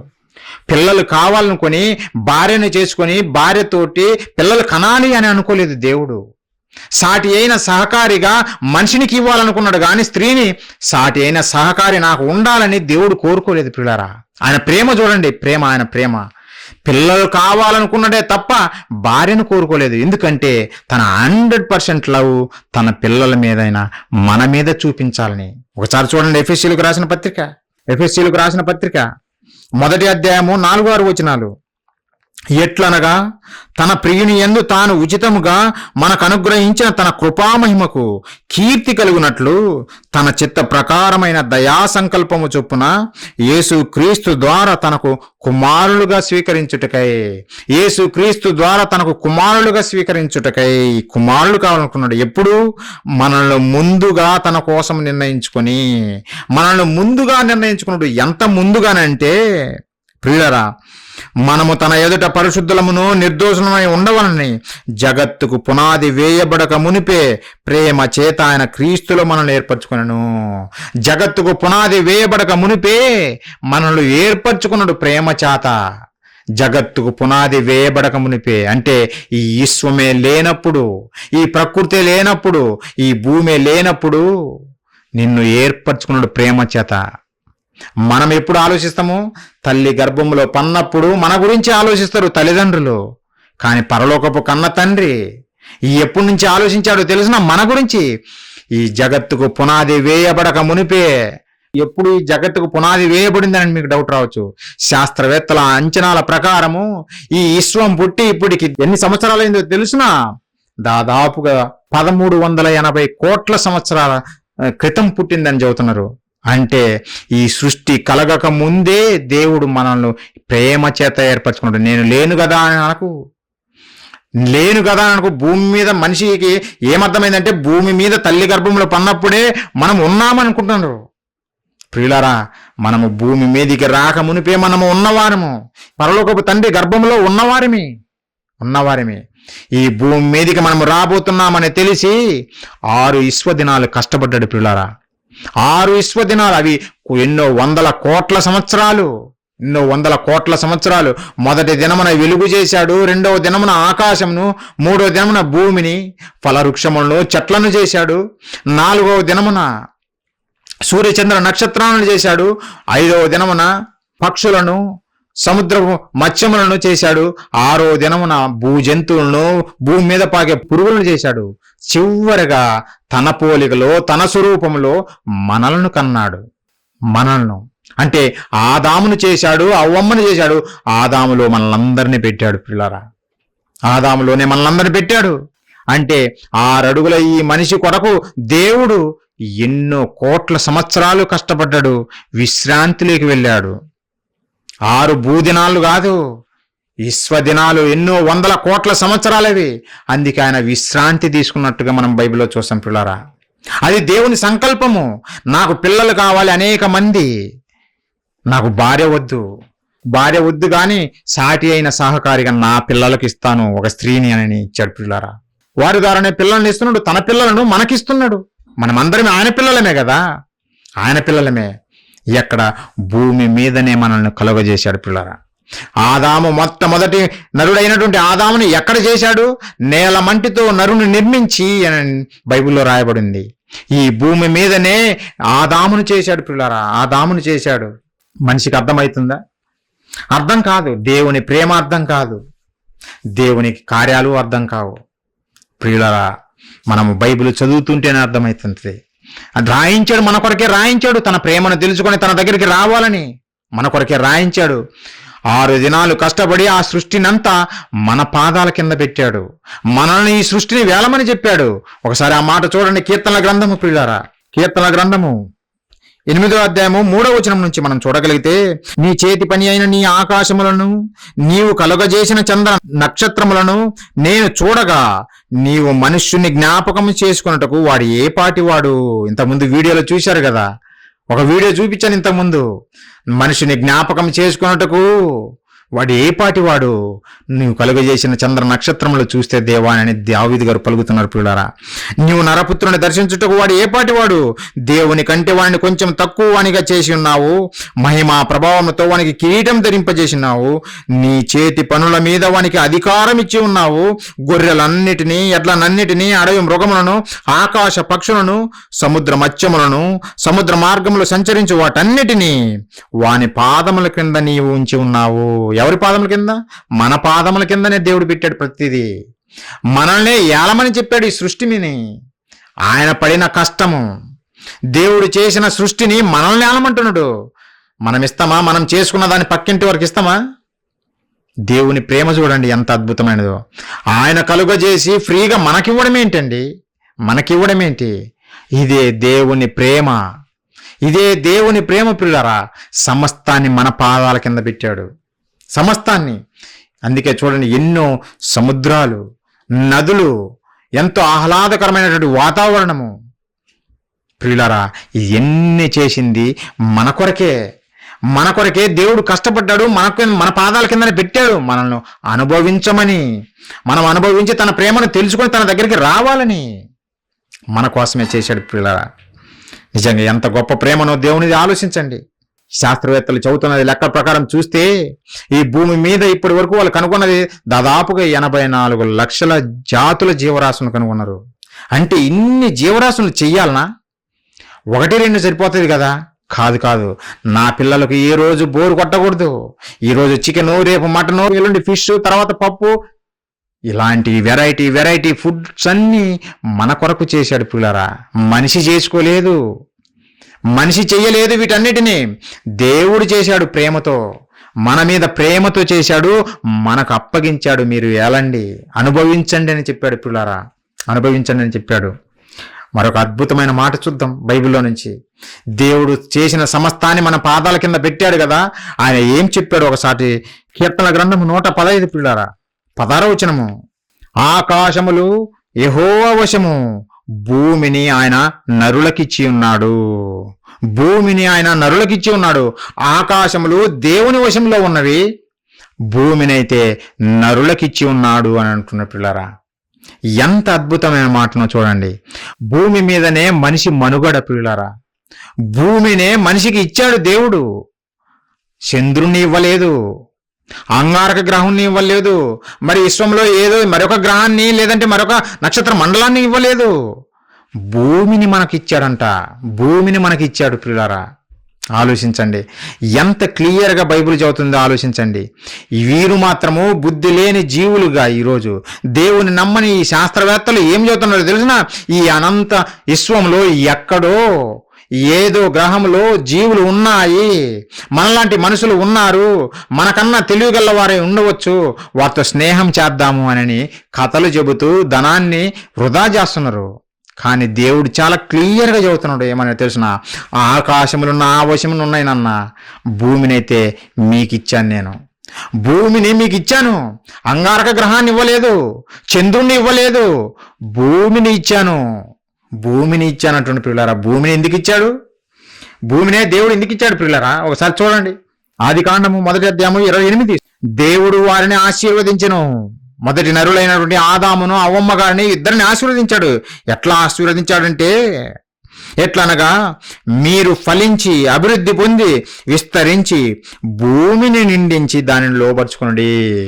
భూమిని నిండించండి అంటుండు. ఎంత క్లియర్గా బైబిల్ చెబుతుందో ఆలోచించండి. భూమిని నిండించమన్నాడు కానీ చంద్రుణ్ణి నిండించమని చెప్పలేదు, అంగారక గ్రహాన్ని నిండించమని చెప్పలేదు. భూమిని నిండించండి. మరి వీరేంటి బుద్ధి లేని జీవులు, ఎక్కడో గ్రహాలలో జీవులున్నాయని పరుగులు తీస్తున్నారు. గ్రహాలలో జీవులు లేవని తెలిసినా మరెక్కడికో ప్రయాసపడుతూ పరుగులు తీస్తున్నారే తప్ప దేవుడు రాయించిన మాటలు వాస్తవాలను చెవిన పెట్టడం లేదు పిల్లారా. ఎంత క్లియర్గా దేవుడు చెప్పాడో చూడండి, మీరే చూడండి. భూమిని మీరు నిండించాలి, చంద్రుణ్ణి కాదు. కొంతమంది చంద్రుని మీద ప్లాట్స్ కొంటున్నారంట, బుద్ధిహీనులు. చంద్రుని మీద ప్లాట్స్ అంటే చంద్రుని మీదకి వెళ్ళి అక్కడ నువ్వు నిర్మించుకొని అక్కడ జీవించాలనే. చంద్రుని మీద ఏముందని నువ్వు అక్కడ నివాసం చేయగలవు? పండించగలవా? సౌటి నేలని తేలిపోయిందే, ఏం చేసి నువ్వు బ్రతకగలవు? అక్కడ బ్రతకలేవే. దేవుడేమో నువ్వు భూమిని నిండించు అని దేవుడు చెబితే వీరు మాత్రము ఆకాశం వైపు ఎదురు చూస్తున్నారు పిల్లరా. ఈ విశ్వంలో ఎక్కడో జీవులు ఉంటాయని వారి కోసం ఎదురు చూస్తున్నారు. దీన్నే వెర్రి జ్ఞానము అని చెప్పాడు దేవుడు. లోకము చెబుతున్నటువంటి ఈ జ్ఞానము, ఆకాశంలో ఎక్కడో జీవులు ఉంటాయి అంటున్నటువంటి వీరి జ్ఞానాన్ని దేవుడు ఏమంటున్నా తెలిసిన, వెర్రి జ్ఞానం అన్నాడు. వెర్రి జ్ఞానము. మరి ఎవడైనా చూపించాడా? ఆకాశం లేకపోయి అక్కడ నివాసం చేసి రుజువులు ఏమైనా చూపించాడా? వీళ్ళే చెబుతున్నారు చంద్రమండలంలో మనం నివాసం చేయలేమని, అంగారక గ్రహంలో జీవం లేదని వీళ్ళే చెబుతున్నారు. మరి ఎందుకు ప్రయాసపడము? మరి ఎందుకు ధనాన్ని ఖర్చు చేసి వేస్ట్ చేయడము? పేద ప్రజలకు పంచొచ్చు కదా, అంతగా నీకు ఎక్కువైతే. పేద ప్రజలు ఎంతో మంది మగ్గిపోతున్నారే ఆకలి దప్పులతో, వారికి పంచొచ్చు కదా. అలా చెయ్యరు. పక్కనున్న సహోదరుని ప్రేమించరు కానీ ఎక్కడో ఎవడో ఉన్నాడని వాడికి స్నేహాస్తం ఇవ్వటానికి పరుగులు తీస్తున్నారు పిల్లరా. అందుకే దేవుడు వీరిని బుద్ధిహీనులు అన్నాడు. వీరి జ్ఞానాన్ని వెర్రి జ్ఞానం అని అన్నాడు పిల్లరా. వెర్రి జ్ఞానము. మరి దేవుని జ్ఞానము మహోన్నతమైనది, ఉన్నతమైనది. దేవుడే క్లియర్గా చెప్పాడు, భూమిని మీకిచ్చాను, నరులకిచ్చాను. భూమి మీదనే సమస్త జీవరాశులను చేశాను. నదులు, మీకు కావలసినటువంటి గాలి భూమి మీదనే, మీకు కావలసినటువంటి నీరు భూమి మీదనే, మీకు కావలసినటువంటి ఫుడ్ భూమి మీదనే, చంద్రుని మీద కాదు, మరి ఏ గ్రహం మీద కాదు. ఎంత బాగా బైబిల్ చదువుతుందో ఆలోచించండి ప్రియులారా. ఎంత మంచిగా చదువుతుందో ఆలోచించండి. ఎంత ఉన్నతమైన జ్ఞానము. ఈరోజు అమెరికా ప్రెసిడెంట్కు లేనటువంటి జ్ఞానము, నాసా శాస్త్రవేత్తలకు తెలియనటువంటి సంగతులు బైబిల్లో మన కొరకు, మన మహిమ నిమిత్తమే రాయబడి ఉన్నాయని చెప్పాడు కదా. మన మహిమ నిమిత్తమే మనమే ఈ బైబిల్ పట్టుకొని అబద్ధాలు చదువుతున్నటువంటి వీరి మధ్యకు వెళ్ళి ప్రకటిస్తున్నప్పుడు దేవుడు మనల్ని మహిమపరుస్తాడు. ఒరే బుద్ధిహీనులారా, అంగారకంలో నువ్వు జీవించలేవు, చంద్రుని మీద నువ్వు జీవించలేవు, ఈ విశ్వంలో ఏ గ్రహంలో జీవులు లేవు అని మనం ప్రకటించాలి. క్రైస్తవుని బాధ్యత. సత్యాన్ని మన చేతిలో పెట్టాడు కదా, ప్రకటించాలి. భూమిని నిండించమన్నాడు దేవుడు, చంద్రుని నిండించమని చెప్పలేదు. కానీ ఈ బుద్ధిహీనులు మాత్రము చంద్రుని మీద ప్లాట్స్ కొంటున్నారు. ప్రియులారా, నిజంగా దేవుడు ఎంత గొప్ప జ్ఞానాన్ని మన చేతికి ఇచ్చాడో ఆలోచించండి. చాలామంది బైబిల్ చదవకుండా తల కింద పెట్టుకొని నిద్రపోతారు. ఎందుకంటే దెయ్యాలు రావు. ఎవరు చెప్పారో కానీ దెయ్యాలు రావని. ప్రియులారా, నిజంగా ఇలాంటి చేస్తే మనకి ఏమి రాదు ప్రియులారా, ఏమి రాదు. ఎంతటి మహాజ్ఞానము ఉంది చూడండి బైబిల్లో. భూమిని నిండించమన్నాడు, ఏ గ్రహాన్ని కాదు. మరొక మాట చూస్తారా ప్రియులారా, భూమినే ఎందుకు నిండించమని చెప్పాడు దేవుడు. ఒకసారి చూడండి 37వ అధ్యాయం యోబు గ్రంథము, మంచి మాటలు ఎన్నో రాయించాడు దేవుడు. కానీ మత పుస్తకం అని పక్కన పెట్టేసి కాల్చేసేవారు కొంతమంది. ఇందులో రాయబడిన ఉన్నతమైన సంగతులు గ్రహించే వాళ్ళు ఎవరు లేరు. మీరైనా వచ్చారు కొంతమందికైనా విని నేర్చుకోండి. మీరు ఈ సమాజానికి బుద్ధి చెప్పండి. యోబు గ్రంథము 37:12 వచనం పిల్లారా, 12వ వచనం ఒకసారి చూడండి. ఆయన వలన నడిపింపబడినవై, ఎవరి వలన? దేవుని వలన, సృష్టికర్త వలన నడిపింపబడినవై నరులకు నివాసయోగ్యమైన భూగోళం మీద. నరులకు నివాసయోగ్యమైన భూగోళము. మనిషికి నివాసయోగ్యమైనది ఏమైనా ఉందా అంటే ఈ విశ్వంలో భూగోళము, భూమి అని దేవుడు చెబుతుంది పిల్లారా. నివాసయోగ్యంగా ఉన్న భూమి మీద జీవించకుండా నివాసయోగ్యం లేనటువంటి చంద్రుడి మీదకి పరుగులు తీస్తావు ఎందుకు? నివాసం చేయటానికి అనుకూలంగా లేనటువంటి అంగారక గ్రహం మీదకి ఇందుకు వెళ్తున్నావు. ప్రియులారా, దీనినే పిచ్చి అంటారు, దీనినే పిచ్చి అంటారు. దేవుడు చాలా క్లియర్గా చెప్పాడు కదా, నాయన నువ్వు నివాసం చేయాలంటే నీకు అనుకూలమైన ప్రదేశం ఏందో తెలిసినా భూమే. భూమినే నేను నీకు ఇచ్చాను, భూమి మీదనే నీకు హ్యాపీగా ఉంటుంది. విశ్వంలో నీకేం పని అవసరం లేదు నాన్న, అవి వేరే పర్పస్ కోసం నేను చేశాను. కానీ నువ్వు నివాసం చేయటానికి అనుకూలమైన ప్రదేశం ఏందో తెలిసిన ఈ భూగోళమే. ఈ భూగోళమే, ఈ భూలోకంలో, ఈ అంత విశ్వంలో మరెక్కడోనే ఏదో జీవులు ఉంటాయని రావాల్సిన అవసరం లేదు. భూమి మీదనే హ్యాపీగా బ్రతుకు. చూడండి పిల్లరా, ఏమి తక్కువ ఉంది భూమి మీద? ఏ రోజైనా ఆలోచించారా? భూమి మీద ఫలాని తక్కువ ఉంది, దేవుడు ఇది మర్చిపోయాడు చేయడము అని మనం ఏమైనా కంప్లైంట్ చేయగలమా? చేయలేం. వీరు అంగారకు గ్రహానికి వెళ్దామంటారు. చంద్రుని మీదకి వెళ్ళి ఏం తెచ్చారో తెలిసిన? రాళ్ళు తీసుకుని వచ్చారు. అంటే అంత ప్రజాధనాన్ని వృధా చేసి నువ్వు రాళ్ళు తీసుకొని వస్తే ఏమంటారు? దాన్ని ఏమంటారు పిల్లారా? పిచ్చి అంటారు, నవ్వుతారు. ఇప్పుడు మా అబ్బాయి అమెరికా నుండి వచ్చాడండి, రండి మీ కొరకు బహుమానాలు తెచ్చాడు, రండి మీ కొరకే తెచ్చాడు అని వస్తే అందరు ఆశతో వస్తారు. వచ్చిన తర్వాత నాన్న ఏం తెచ్చావు, వీరికి ఇవ్వనన్నా బహుమానాలు ఇవ్వనంటే, మమ్మీ డాడీ ఇగో రాళ్ళు తెచ్చాను అని అంటే ఏమంటారు పిల్లారా? నవ్వి వెళ్ళిపోతారు. మరి వీళ్ళు చంద్రుని మీదకి వెళ్ళి రాళ్ళు తెచ్చాను నాన్న అంటే ఏమనాలి? ఎంతో ధనాన్ని వేస్ట్ చేశావు కదా, ఆ ధనము పేద ప్రజలకు పెట్టచ్చు కదా. అది చెయ్యరు. ఒకరినొకరు ఖర్చుకోవాలా, కొట్టుకోవాలా. ఇప్పుడు చూడండి, ధనం ఉంది, అధికారం ఉంది, పెత్తనం మేమే చలాయించాలని ఒకరినొకరు చంపుకుంటున్నారు. అమెరికా, ఇరాన్, ఇజ్రాయెల్ దేశాలు యుద్ధం బాంబులతో పేద ప్రజలను చంపేస్తున్నారు పిల్లలు. అమాయక ప్రజలను చంపుకుంటున్నారు. నాయకులకు వారికి ఉన్నటువంటి పగలను ప్రజల మీద రుద్ది వారిని కూడా చంపిపడేస్తున్నారే. నువ్వు యుద్ధానికి ఖర్చు చేసే సొమ్మంతా దాచిపెట్టుకొని ప్రజలకు సేవ చేస్తే ఎంత బాగుంటుంది? అది లేదండి, వాళ్ళు మా మీద యుద్ధం చేస్తే అందుకోసం మేము ఆయుధాలు తయారు చేసుకుంటాం అని ఈరోజు వీళ్ళు చెబుతున్నారు. ప్రియులారా, యేసుక్రీస్తుల వారు చెప్పినటువంటి ఒక సూత్రం పాటిస్తే ఎవ్వడు అటాక్ చేయడు. ఏమన్నాడో తెలిసిన యేసుక్రీస్తుల వారు? నీ కుడి చెంప కొట్టు అని వైపు ఎడమ చెంప కూడా తిప్పన్నాడు. ఈరోజు క్రైస్తవుడే అది చేయటం లేదు. అమెరికా క్రిస్టియన్ కంట్రీ అని చెప్పుకుంటున్నావు, కానీ నువ్వేం చేస్తున్నావు తెలిసినా?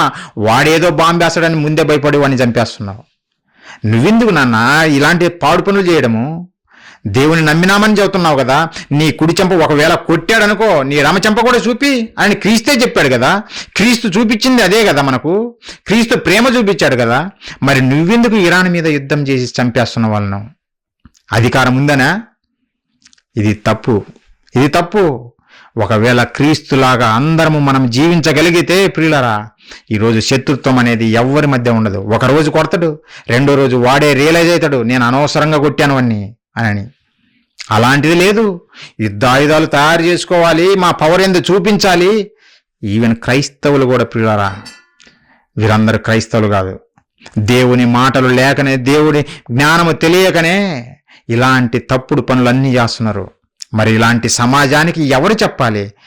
దేవుని నమ్ము, నీకు గర్భఫలం వస్తుంది, దేవుణ్ణి నమ్ము, నీకు జాబ్ వస్తుంది అంటే ప్రియులారా ఇలాంటి బోధలు చేయమని చెప్పాడా క్రీస్తు?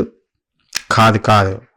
మహాజ్ఞానాన్ని బోధించాలి, ఇలా తప్పుడు కార్యాలు చేసే వాళ్ళని ఖండించాలి, అబద్ధాలు ప్రచారం చేసే వారిని ఖండించాలి. బుద్ధ జీవులు ఉన్నాయి అని ప్రజాధనాన్ని వేస్ట్ చేస్తున్నారు కదా, అలాంటి వారిని ఖండించాలనే ఈరోజు ఇక్కడ మేము ఈ మీటింగ్ చేస్తున్నాం పిల్లారా. ఖండించాలనే. మీకు తెలియకపోవచ్చు, ఈరోజు ఈ మాటలైనా చూసిన తర్వాత మీకు అర్థమై ఎవడైనా వచ్చినప్పుడు, బాబు చంద్రమండలంలో ప్లాట్ కొంటావా, ఖాళీగా ఉన్నాయి అని అంటే, ఒకవేళ ఈ మాటలు తెలియదనుకో, ఇచ్చేయి బాబు ఎంత అని కొనేస్తావు. ఇచ్చేయి, నాకు కూడా కావాలి. ఏమో ఈ భూమి మీద యుద్ధాలు జరుగుతున్నాయి అన్నీ, ఏదో ఒక రోజు వీళ్ళు నాశనం చేసేస్తారు, చిన్నగా చంద్రమండలం ఎక్కేద్దాము, అక్కడ ప్లాట్లు కూడా వేసుకొని సెటిల్ అయిపోదాము అని మీలో కూడా ఆలోచన రావచ్చేమో. అందుకే ప్రియులారా, క్రైస్తవుడిగా ఈ లోకం చేతిలో మోసపోకూడదు, ఈ లోకంలో జ్ఞానులుగా పిలువబడుతున్నప్పుడు ఈ శాస్త్రవేత్తల చేతిలో అస్సలు మోసం పోకూడదనే ఈ మహాజ్ఞానం మీకు తెలియజేస్తున్నాం. విన్న వాళ్ళు, నిజంగా పాటించిన వాళ్ళ మా అదృష్టవంతులము. దేవుడు ఉచితంగానే, మనం ఏమైనా ఖర్చు పెట్టాము దీనికి? హ్యాపీగా వచ్చాము, చైర్లో కూర్చున్నాము, దేవుని మాటలు చదువుకుంటున్నాము, అంతే. దీనికి ఏమైనా ఖర్చేం లేదే. ఉచితంగానే మహాజ్ఞానాన్ని దేవుడు మనకు బోధిస్తుంటే అది అవసరం లేదు. వాడు అబద్ధాన్ని ఎంతో డబ్బు వృధా చేసి అబద్ధాన్ని ఇది నిజమని చూపిస్తుంటే అది కావాలి ఈ మానవాళికి. ప్రియులారా ఆలోచించండి, దేవుడు ఎంతటి మహాజ్ఞానం బైబిల్లో పెట్టాడో చూడండి. బుద్ధి లేని వాడే మత పుస్తకం అని చదువుతాడు. బుద్ధి లేదు గనక, వాడికి తెలియదు గనక నువ్వు చదువు ఒకసారి, ఎంతటి మహాజ్ఞానం అందులో ఉందో నీకే అర్థమవుతుంది. చదవకుండా అందని ద్రాక్షణ పొల్లనా అని ఎగిరి గంతులేయకూడదు. ముందు చూడు, టేస్ట్ చేస్తే నీకే అర్థమవుతుంది దాని మధురం.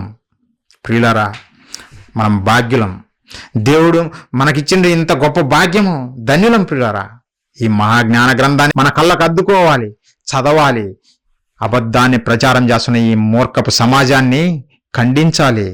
నివాసయోగ్యము, నరులకు నివాసయోగ్యము అయినది ఏదో తెలిసిన ఈ భూభాగమే. ఈ భూమే మనిషికి నివాసయోగ్యమైనది. ఇక్కడే మనము నివసించగలము, ఎందుకంటే ఇక్కడే అన్నీ ఉన్నాయి ప్రియులారా. మరొక మాట చూడండి, అద్భుతమైన మాట. ఏబు గ్రంథము 28. ఎందుకు నివాసయోగ్యమైనది భూమి అని అంటే దేవుడు చెబుతున్నాడు ప్రియులారా. ఏబు గ్రంథం 28 5వ వచనము, భూమి నుండి ఆహారం పుట్టును, నక్షత్రాలలో నుంచి కాదు, అంగారక గ్రహంలో నుంచి కాదు, చంద్రమండలంలో నుంచి కాదు, అది సౌటి నేల. భూమి నుండి ఆహారము పుట్టును.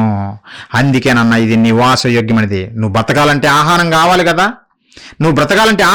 కదా, ఆ ఆహారమే నేను భూమి నుండి నీకు ఇస్తున్నాను. కాబట్టి నువ్వు ఇక్కడే సెటిల్ అయిపో, భూమి మీదనే బ్రతుకు.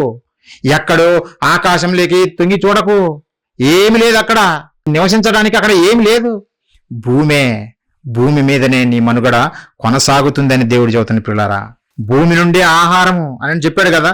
భూమి నుండి ఆహారం ఎందుకు వస్తుందంటే యెషయా గ్రంథం 45:18 వచనం చూడండి. ఆకాశములకు సృష్టికర్తయగు యెహోవాయే దేవుడు, ఆయన భూమిని కలగజేసి దానిని సిద్ధపరిచి స్థిరపరిచెను. నిరాకారముగా ఉండునట్లు ఆయన దానిని సృజింపలేదు, నివాస స్థలముగా ఉండునట్లు దాన్ని సృజించెను. ఎంత అద్భుతమైన మాట.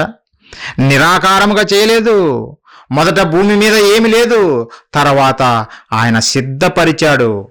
ఒక తల్లి తన కుమారునికి స్కూలుకు వెళ్తున్నప్పుడు క్యారేజ్ ఏ విధంగా రెడీ చేసి స్కూలుకు పంపిస్తున్నదో, అంతకన్నా అద్భుతంగా దేవుడు ఈ భూమిని సిద్ధం చేసి మన కొరకు ఈ భూమిని సిద్ధం చేసి మనకిచ్చాడు, మన పాదాల కింద పెట్టాడు. ఇక్కడే మీరు జీవించండి, మీకు నివాసయోగ్యమైనది ఈ భూమే, అంగారకుడు కాదు, చంద్రుడు కాదు, మరి ఏ గ్రహాలు కాదు అని దేవుడు చెబుతున్న పిల్లారా. భూమిని ఎలా సిద్ధం చేస్తున్నాడు? కీర్తన గ్రంథము 65వ అధ్యాయం ప్రియులారా 9వ వచనం నుంచి దేవుడు భూమిని సిద్ధపరిచాను అంటున్నాడు కదా. ఎలా సిద్ధం చేస్తున్నాడు దేవుడు భూమిని అని చూస్తే ప్రియులారా 65వ అధ్యాయము కీర్తన గ్రంథము 9వ వచనం నుంచి, నీవు భూమిని దర్శించి దానిని తడుపుచున్నావు, దానికి మహదైశ్వర్యము కలగజేయుచున్నావు. దేవుని నది నీళ్లతో నిండి ఉన్నది.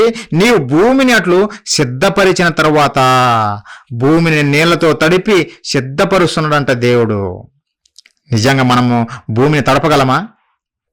మన నాలుకను తడుపుకోవటానికే కొన్ని చోట్ల ఈ సమ్మర్ వస్తే ప్రియులారా ఎంతో దూరం ప్రయాణం చేయాలి తాగునీటి కోసమే. అలాంటిది మనము ఈ భూమిని తడపగలమా? దేవుడే తడుపుతున్నాడు. ఎందుకు? మనకు సిద్ధపరుస్తున్నాడు ఈ భూమిని. నువ్వు పంటలు వేసుకోవాలి కదా, తొలకరి వర్షము అంటావు, కడవరి వర్షం అంటావు. ఎవరిస్తున్నారు ఈ వర్షాలన్నీ నీకు? ఈ భూమిని తడిచిపి నీ కొరకు సిద్ధపరుస్తున్నాడు. ఏమన్నా వర్షము చంద్రుని మీద ఉందా? అంగారక గ్రహం మీద ఉందా? లేదంటే ఈ విశ్వంలో మరెక్కడైనా వర్షాలు పడుతున్నాయా? భూమి మీదనే ప్రియులారా భూమిని సిద్ధం చేస్తున్నాడు. వర్షాన్ని ఇచ్చి భూమిని సద్దుని చేస్తున్నాడు. ఇంకా ఎంత గొప్ప మాట రాయించాడు చూడండి, 10వ వచనం.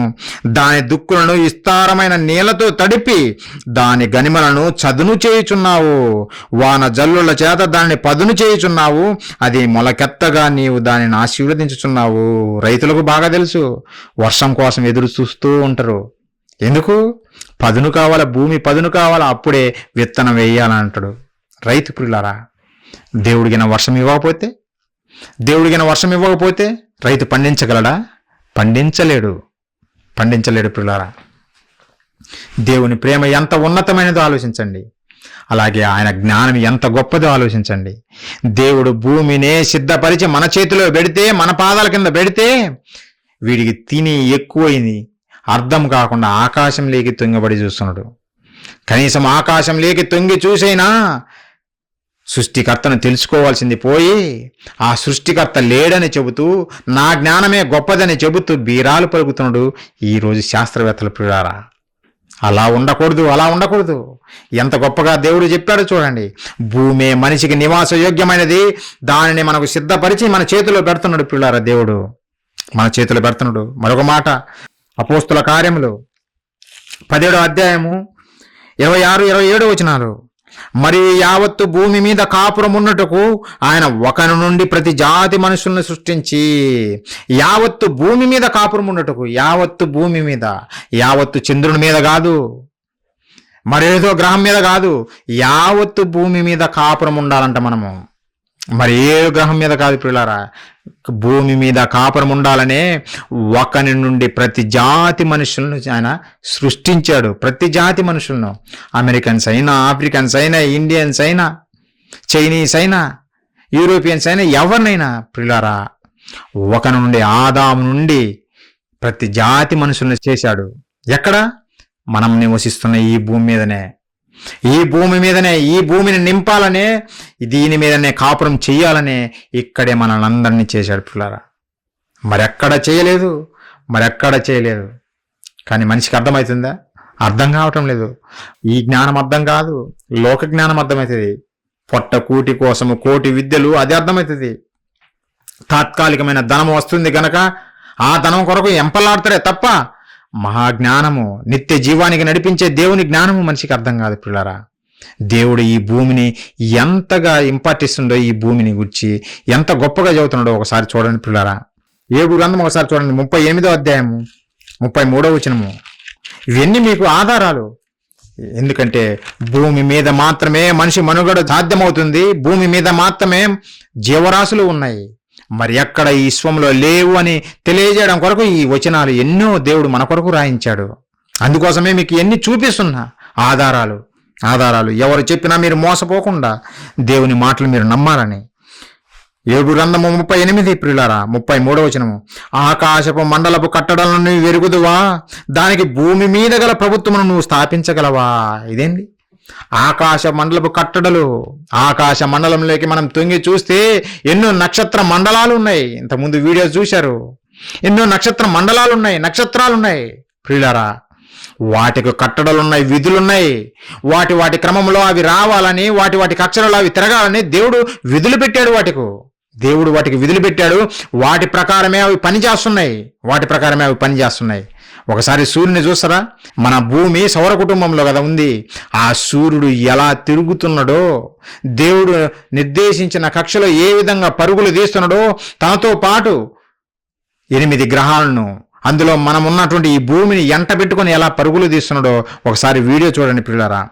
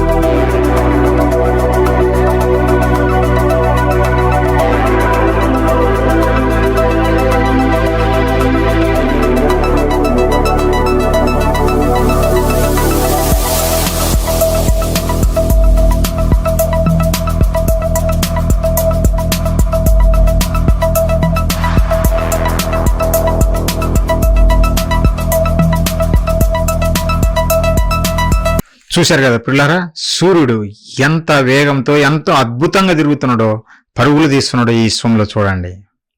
వాటికి విధులు పెట్టాడు దేవుడు.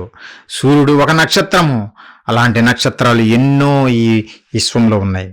అవన్నీ తిరుగుతూనే ఉన్నాయి, పరుగులు తీస్తూనే ఉన్నాయి. వాటన్నిటికీ కక్షలు నిర్ధారించింది దేవుడే, వాటిని తిరగమని చెప్పింది దేవుడే, వాటన్నిటికీ ప్రభుత్వాన్ని భూమి మీద పెట్టినానంటుండే. ఒకసారి ఆ మాట చదవండి మళ్ళీ ఒకసారి. ఏబు గ్రంథం 38:33 ఆకాశపు మండలపు కట్టడలను నువ్వు ఎరుగుదువా? ఆకాశపు మండలంలో కట్టడలు ఉన్నవి, ఆ నక్షత్ర మండలాలకు కట్టడలు ఉన్నవి, అవి నీకు తెలుసా అని అడుగుతూ, దానికి భూమి మీద గల ప్రభుత్వమును నువ్వు స్థాపించగలవా? భూమి మీద దానికి ప్రభుత్వాన్ని నేను స్థాపించాను. ఈ ఆకాశ మండలంలో తిరుగుతున్న నక్షత్రాలన్నిటికీ ప్రభుత్వం ఏదో తెలుసునా? ఎక్కడి నుంచి ప్రభుత్వం ఉందో తెలుసా? భూమి మీద. మన ఇండియాకు న్యూఢిల్లీ నుంచి మన ప్రభుత్వం కొనసాగిస్తారు పిల్లారా. మన రాష్ట్రానికి అమరావతి కేంద్ర స్థానంగా ఉండి అక్కడి నుంచి ప్రభుత్వము పనిచేస్తుంది. మరి ఈ విశ్వానికి, ఈ భూలోకానికి కేంద్ర బిందువు లేదంటే ప్రభుత్వం ఎక్కడి నుంచో తెలుసునా? భూమి మీద నుండి. ఎందుకు? నిజంగా దేవుడు తన స్వరూపంలో తన పోలికలో ఎన్నో కలలుగని చేసుకున్నటువంటి నరుడు మనిషి దేవుని కుమారులు ఈ భూమి మీదనే నివాసం చేస్తున్నారు గనక అంగారక గ్రహాన్ని గురించి చెప్పలేదు, చంద్రుని గురించి చెప్పలేదు. ఈ విధంగా ప్రభుత్వాన్ని, ఈ ఆకాశ మండలానికి ప్రభుత్వాన్ని నేను సిద్ధం చేసింది ఎక్కడ తెలిసినా భూమి మీద అని చెబుతున్న పిల్లరా. అంత ఇంపార్టెన్స్ ఉంది ఈ భూమికి. మరి ఈ బుద్ధి లేని జీవులేంటి? ఈ ఆకాశ మండలంలో ఎక్కడో జీవులు ఉన్నాయంట, వాటితో స్నేహం చేయడం కోసం పరుగులు తీస్తున్నారు వీళ్ళు పిల్లరా. నిజంగా ఈ భూలోకంలో మనం నివసిస్తున్నటువంటి ఈ లోకంలో బుద్ధ జీవులు ఉన్నాయా అని అంటే పిల్లరా లేనే లేవు. బైబిల్ చాలా క్లియర్గా చెబుతుంది. శాస్త్రవేత్తలు ఇంకా ఎత్తుకులాట్లో ఉన్నారు, ఎత్తకని ఎంతకాలం ఎత్తుకుంటారో ఎత్తకని. మనకైతే దేవుడు ఉచితంగానే తెలియజేశాడు. నువ్వు ఏ ఖర్చు చేయాల్సిన పని లేదు, బైబిల్ చదువుకుంటే చాలు. బైబిల్ చదివితే నీకు తెలిసిపోతుంది. ఇప్పుడే వాళ్ళు 2 నిర్ధారించేశారు ఇక్కడ జీవం లేదని. ఒకటి చంద్రుడు, ఒకటి మార్స్ గ్రహం, అది అంగారక గ్రహం. ఇక్కడ జీవం లేదని తేల్చి చెప్పేశారు. ఇంకా ప్రయాసపడి పరుగులు తీస్తుంటారు, ఎందుకంటే ప్రజల సొమ్ము కొట్టేయాలి కదా. ఏ ఒకటి కథలు అల్లేసి ఇలాంటివన్నీ చేస్తూనే ఉంటారు. ప్రియులారా, మనకు అవసరం లేదు అలాంటి అవసరం లేదు. దేవుడు మహాజ్ఞానాన్ని బైబిల్లో దాచిపెట్టాడు ఆల్రెడీ. భూలోకంలో బుద్ధ జీవులు లేవు ప్రియులారా. బుద్ధి కలిగినటువంటి మనమున్నాము, బుద్ధి లేనటువంటి ఈ శాస్త్రవేత్తలు ఈ భూమి మీదనే ఉన్నారు. ఈ విశ్వంలో ఎక్కడ లేరు, ఎవరు లేరు పిల్లారా. మనమే ఈ భూమి మీద ఉన్నాం. మరి ఇంత పెద్ద విశ్వం ఎందుకు పిల్లారా? ప్రతిదీ మనకు సేవ చేయడం కొరకే చేశాడు. అది ఈరోజు మనకు తెలియకపోవచ్చు, కానీ ఒక్కొక్కటిగా మనం అనుభవిస్తుంటే మనకు అర్థమవుతుంది. ఒక సూర్యుడి నుండి శక్తి మనం పొందుకుంటున్నాం. నక్షత్రాలు రాత్రిపూట వెలుగునివ్వడం కొరకు చేశానని చెప్పాడు దేవుడు. అంతే తప్ప అక్కడ పోయి నీ నివాసం ఏర్పాటు చేసుకోవడం కోసం కాదు. ఒకవేళ మనిషి విర్రవీగి నేను ఆకాశ మండలానికి వెక్కి అక్కడ నేను నివాస స్థలం ఏర్పరచుకుంటాను ఏదో ఒక నక్షత్ర మండలంలో అంటే, దేవుడు ఏమంటున్నాడు? ఒక అద్భుతమైన మాట, చివరిగా ఆ మాట చూసి ముగించుకుందాం పిల్లారా. ఉపధ్యాయ గ్రంథం ఒకసారి చూడండి. ఈ శాస్త్రవేత్తలు మేము జ్ఞానులము, గొప్పవారిమి అని విర్రవీగుతున్నారు కదా. మేము ఆకాశ మండలంలోనికి వెళ్ళి ఏదో ఒక నక్షత్ర మండలంలో మేము నివాసం ఏర్పాటు చేసుకుంటాము అని వీళ్ళు చెబితే దేవుడు అంటున్నాడు. ఒకసారి ఉపధ్యాయ గ్రంథము 1వ అధ్యాయము 4వ వచనము మనం చూడగలిగితే, పక్షిరాజు గూడంత ఎత్తున నివాసము చేసుకొని నక్షత్రములలో నీవు దాన్ని కట్టినను, అచ్చట నుండి నేను నిన్ను క్రింద పడవేతును, ఇదే యెహోవా వాక్కు. ఎంత వండర్ఫుల్ మాట ఆలోచించండి, ఎంత అద్భుతమైనది ఆలోచించండి. ఒకవేళ ఇలా బీరాలు పలుకుతూ నేను గొప్పవాణ్ణి అని బీరాలు పలుకుతూ ఆకాశంలోకి వెళ్ళి నేను అక్కడ గూడు కట్టుకుంటాను, చంద్రమండలంలో నేను గూడు కట్టుకుంటానంటే అక్కడ నుంచి నిన్ను కిందకు పడవేస్తానని దేవుడు చాలా క్లియర్గా చెబుతున్నాడు. ఇంకా మనకెందుకు ఆకాశంలోకి వెళ్ళడము? భూమి మీదనే అన్నీ ఉన్నాయి కదా, ఇక్కడే అనుభవించి దేవుని కొరకు బ్రతకచ్చు కదా. అలా చేయడు మనిషి, అలా చేయడు. ప్రియులారా, మనం అలా ఉండకూడదు. మన చేతులు ఎంత గొప్ప జ్ఞానం పెట్టినటువంటి మన పరలోకపు కన్న తండ్రిని మనం ఎల్లప్పుడూ ఆయన మహిమపరిచేవారిగా ఉండాలి. నిజంగా ఎన్ని కోట్లు పెట్టినా ఈ జ్ఞానం మనకు తెలియదు, ఎన్ని కోట్లు పెట్టినా మనకు ఈ జ్ఞానం రాదు. దేవుడు మాత్రమే మనకి ఇచ్చాడు, ఉచితంగా మనకి ఇచ్చాడు పిల్లరా. కాబట్టి మనమందరము సద్వినియోగం చేసుకుందాము, దేవుని కొరకు ఉన్నతంగా బ్రతుకుదాం పిల్లరా, దేవుని కొరకు ఉన్నతంగా బ్రతుకుదాం. కాబట్టి భూలోకంలో బుద్ధ జీవులు ఉన్నాయా? లేవు. భూలోకంలో బుద్ధ జీవులు లేవు, గ్రహాంతర జీవులు లేవు, ఏలియన్స్ లేవు. భూమి మాత్రమే మనిషికి నివాస యోగ్యమైనది. ఇక్కడనే మనం నివాసం చేయగలిగినటువంటి ప్రదేశము. మన కొరకే ఇది చేశాడు, అంతే తప్ప మరి ఏ జీవులు లేవు. చివరిగా చిన్న ప్రార్థన చేసుకుందాం. అందరు తల వంచినట్లయితే ప్రార్థించుకుందాం. మహాపరిశుద్ధుడా, ప్రేమగల మా కన్న తండ్రి, మీ పరిశుద్ధమైన, ఘనమైన, శ్రేష్టమైన మీ నామానికి వందనాలు తండ్రి.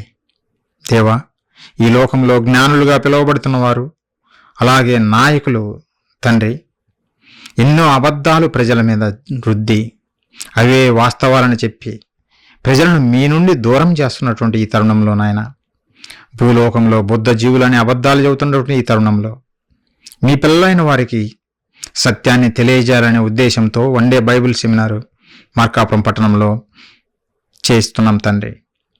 కొన్ని మాటలు మీ పిల్లలకు తెలియజేశాను. మీ మాటలు ఎంత ఉన్నతమనేయో తండ్రి, ఎంత విలువనియో మీ పిల్లల ముందు పెట్టాను నాయన.